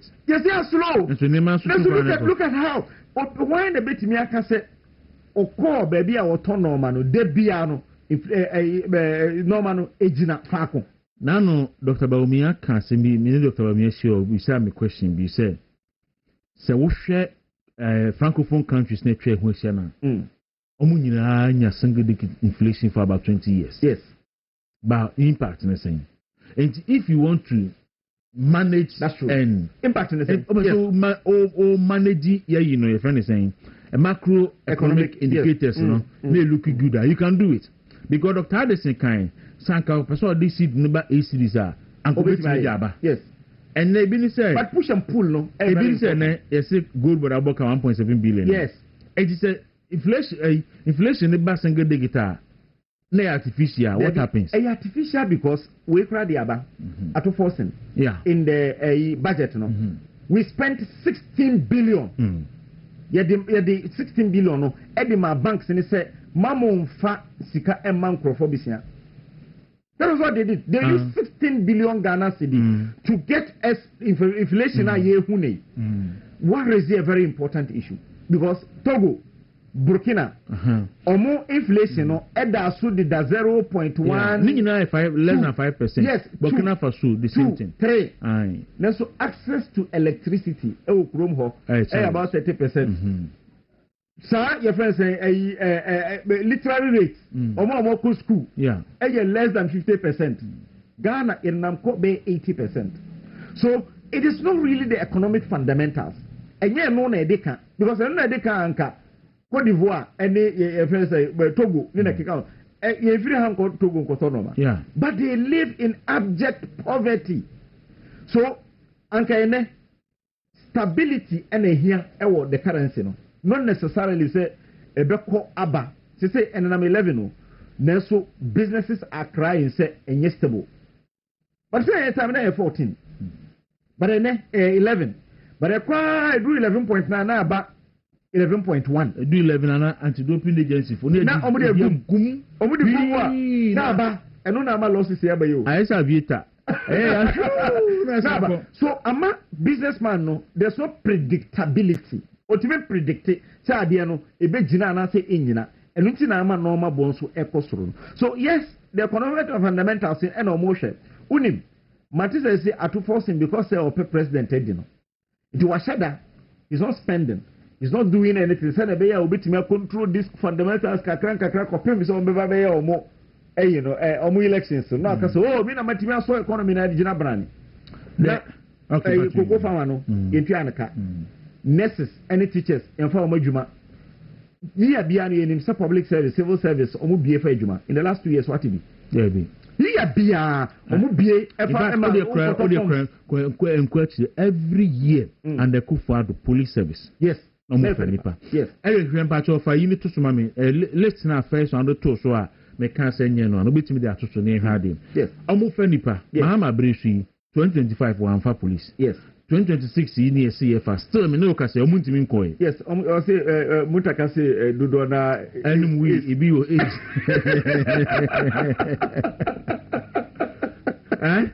on form ogwo mo hufi in the last 8 years you far over 20,000 police officers in 20,000 NFI in only in that Ghana fire service you buy no fire service in Yina no me 7,000 from coming Kroma to Tama you buy yeah kono fire service 19,000 over 100% NFI immigration and also the same thing and also na 8,000 and also Mubuko 18,000 over 10,000 NFI so Ushe a job creation.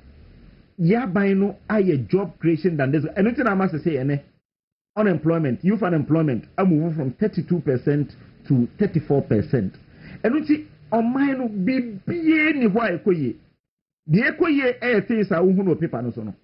Sa inflation no GDP growth. And a CD to dollar into an insert watching dia and one no. And again, what's that PCI no? I know that I do a move where Kwaku to only mean to Moyesa. All because under MPP, yes, I can say Dr. Bawumia, a chairman of economic management team. Yes. And at a point in time during the crisis, figures not looking good. Yes. So Sunday there, Dr. Bawumia na Ekosia. At the expense of Ghanaians, no, micromanaging the macroeconomic indicators. So that Dr. Bawumia Ekosia away listener. Yet the Noah can say, that's all they want to do. So you see, the Ghana Jadini say, Abre $1 14 cedis no. Because the more, yes. And also dollar about 10 cedis. Medneman Kugua, Obama. Medneman Kugua, sterilization. What Chisika will free system Eddie Ama banks and say Munkipuno. Almost 16 billion. So more for says Cano and to Sikano and Secular. And the Kufadu in 8 years of our health workers, 202,527. Now breaking it down one. Next midwives, 165,222. Both diploma and degree nurses. Allied professionals, 13,471. And allied health professionals, any of my intense doctors, 12,132.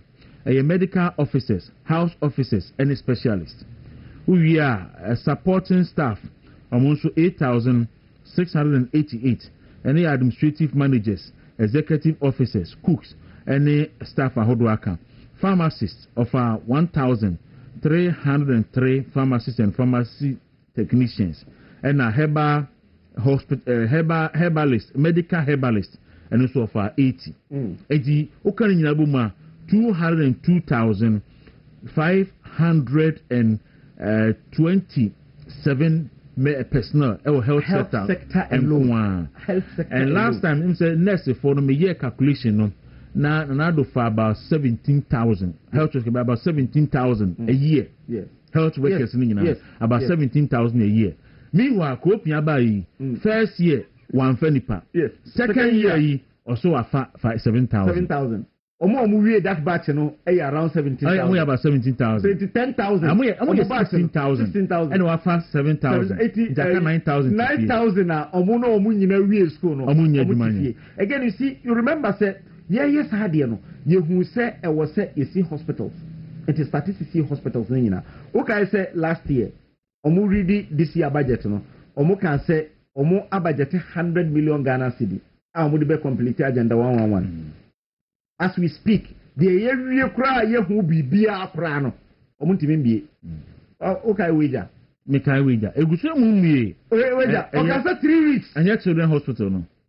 Don't we? I will follow here demonstration. Okay, 3 weeks. On baby. The airport and say, Yoko say, what's your father? What's your contractor? What's your contractor do? We also say they are resolvable. Busumi Wakunio. I was see what your contractor now resolve up to now. South Hospital EMBA. As I say, no, Osha, you see no bed. No. When you have hospitals, sir, yes, you be a woman, including air conditioning, be a woman in a account. So, am I waiting? They are all said they are good at storytelling. Send a Gabi and no kind of me who say article be a Gabi as a result. Say a by way, or we are there in storytelling. Omuya adie kitikiti bia nobody make up. Okay, so omuka say omu the national airline beba. Yeah. Ghana Air ba ya omukofa omukoto omukago play by. Omu di ba ya abaya start is ya di aba ade we cargo. This is private in account. So they are good at storytelling. Ombetimi a weave a narrative. Shana saying president ekobi lab biano ekolebu. Lab, a dime bakumu say, and omuye lab, a specialized lab, just a dime baku. The same place now, Koya Yana Mukase and see that Omuye Juma, omuka was a minano. spending $1 million and a disas is our lab no beside baby a lab no is no na Akufo-Addo asi 100-bed neurology and nephrology center baby a behwe inima ene is our dialysis na keka hospital complete 100-bed and no na bia na me kasa me de ye first ya buy no ho ya opa because at that time no yes is our hospital no na ka wo say pe asase bi o baby ko se no was I any say sin wo kolebu your friends premises for kolebu asase ne so no yakosi sa hospital 100-bed but president yet to otuka eko kolebu lab baako single room a die baako de ye lab and the machines you see that $1 million and this is our lab when you have $35 million it see a complete hospital 100-bed so they are good at storytelling we had the kitu bia na dede up to now abai entimi nkyerese obaye in the last one Kumasi Accra say I death trap unam so a unim se obetimi anya wo nkwakora ya ye ekire de no aban no wie tua contractor ne kana wo wie no o say there bi wo jansi ho okoye ne de ewo eye adeso area ho o say expressway oti sika buy it's 1.7 ye ado ho kekeo ado eje say bia ye de eyi ayo ado ayesi soja fo nso enkodo omunwie ado no nso sika twitwi bia o ma spend on ado no enen na nsa ni patati one na wi ewo eye Kumasi Accra road udim se ekire ho baby a uduru anyinam a ofa ekire ho because e ho no ye wie guso nti na otwa anyinam kuro no na no mefiri Kumasi ba no na police fo gina anyinam etire ho se o mo pene ma ye mfa ho hanso because galamsey fo no e parki o mo car se no galamsey fo no e wo sa asase no so o mo parki o mo private cars e wo kwan no so sa e sa so sa nti na no de bia me kotena video so na maka se o hwe baby a Akufo-Addo ye sa kwan no akire ho na galamsey fo no se o mo ye ni with impunity mo so o mo parki o mo private cars no number no mo ho o mutu nti na bibisa se police for o mo protect o mo provide protection the amount mo ana because se o mo close sa kwan no the last time I'm free Kumasi ba no untimi fa sa kwan nti ye nyina na o se o sa fo ko fa enyinam kurum eti ade giving them protection e wo ha na and Dr. Bota o se isi Accra Kumasi pa wonam udu ba bia hu kwan yi se hu se 207 bi enam ba bia no wadi na e hona kwan da hona kwan da so ama aye se say death trap me before so be na me ne da asem no di nkomo na me di figures no e chro mo se o hwe ku Accra Kumasi kwan e chemu 8 lots yes na list kura ewu mu a na ado koninu be na enu 58%. Yes, that is Konongo there. Konongo anyinem bypass. Yes, anyinem bypass so timu 2. Yes, na lot 3 no e ho na wonu 58 na lot 4 na o kan ho de no wi 100%. Yes. So o hwe anyinem there na straight ne start free ayi nkoko. Nkoko ayi no sa tobuto. E ho na start edabi na ye ko eye Kumasi within Easter no say Easter hono eye choked ba ene ko fa sa anyinam bypass wonim say bridge ho nyina ye wi o ma ye wi ni nyina o ma ye wi akase bia ye be mani ska na wa gusu keke bridge ni nyina because fa ekire ho ye duru eye anyinam ba bia ya gusu kama no ye nante ya koduru etire ho yanko wura anyinam kurom ho because traffic no ho ena yanam ensure to ama ehwa ya ateche batie fa ho na mekuta salunka but I was able to drive kopim se ko pie ewo eye nkoko tobu to ho no eho ena ni nyina o maye but aban se onye sa kwan no ena nipa ewu hwe ayi Konongo de no sa eye nkwantana tembia no nipa ewu ho nansen nipa wuyi ba kwa me hu ya awrehosem oni ma me ne ni nuanom enanam obu nyina ewu akwala kitwa na ediara betena TV so say nkrofo identify baby ewu free because ni ma me ewu but aban se da bi obeja atwo ni de na wo koye no ye ni baby eska free ba o se obey ni PPP dabe na ebe start dabe na ebe wie omo ase omo calendar o omo si o start ya obe wie in 3 years 3 years na oni abam nti we na wo ho no adenti na wo wie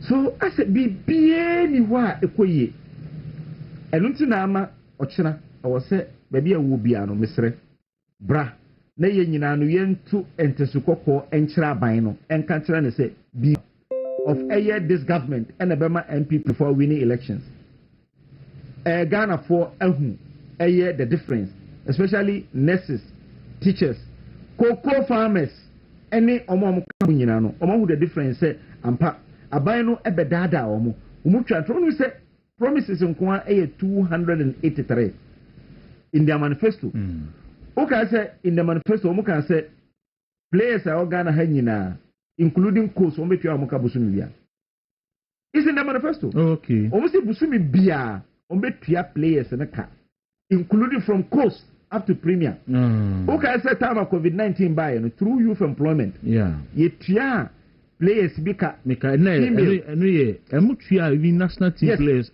female athlete premier league players muka any athletes omo tu mirika ne na keka ho ye de omo to so e ma etua omo ka nti omo kum sa de no e na omo de abetu bu se omo kra de omo betua omo nyina aka up to now omo mo ho pupu ye kra na maka se bia premier league kra ye starting free premier league omo ye budget mienu aka budget no mienu pe na omo free aban mu the next budget no ebeba in November aka be busumi be ye enan na budget no for 2027 no aba there are a lot of things omo dey share budget no omo ntimi nye hospitals no omo ntimi si ba akokora won say in the budget for 2026 no omo ka so omo be si hospitals ma ko yensa yeah awodu contract no ma obia and after the end of the year no sadia na ashe yentimi nye and again na saying okotontosa mienu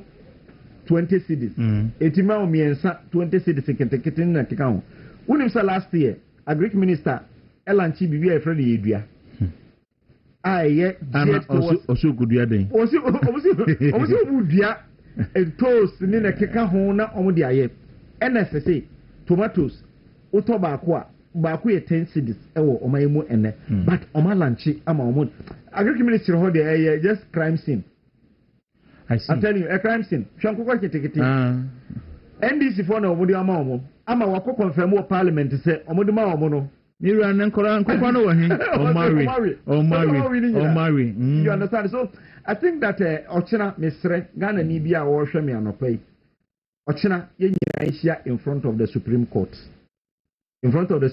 no iwia ye be wura Supreme Court na ye the petition ama omo na ya begina yoko wo onnim yoko no ochina ye bekwa kugina animu ho na yatimi aya antics kakra ansa na ya move aba Jubilee House okay. They do Jubilee House na ya present the petition no e the ama president the obe friend bi ase ombejibia no oba beji but ye be kan e the ama omo na empenimfo kakra e the aka no e the akoma speaker of parliament because the per se save your democracy ne yenhwe e ma ne nsei okay awa me dase Abusawa Mohammed and Martin a member of the NPP National Communication Team. Me di Kwaku Dawuro kwame Jason me producer. Yera Chris Joe Kwaku yera na sepa Eric ne Gideon ne Adongono mo so yedo mo so ase. Godon no da severe so moti omonka na yede mo si ha sei na yede sports atwa so. Nyankopon kwame twirampon ama ochena mesane wahia on movement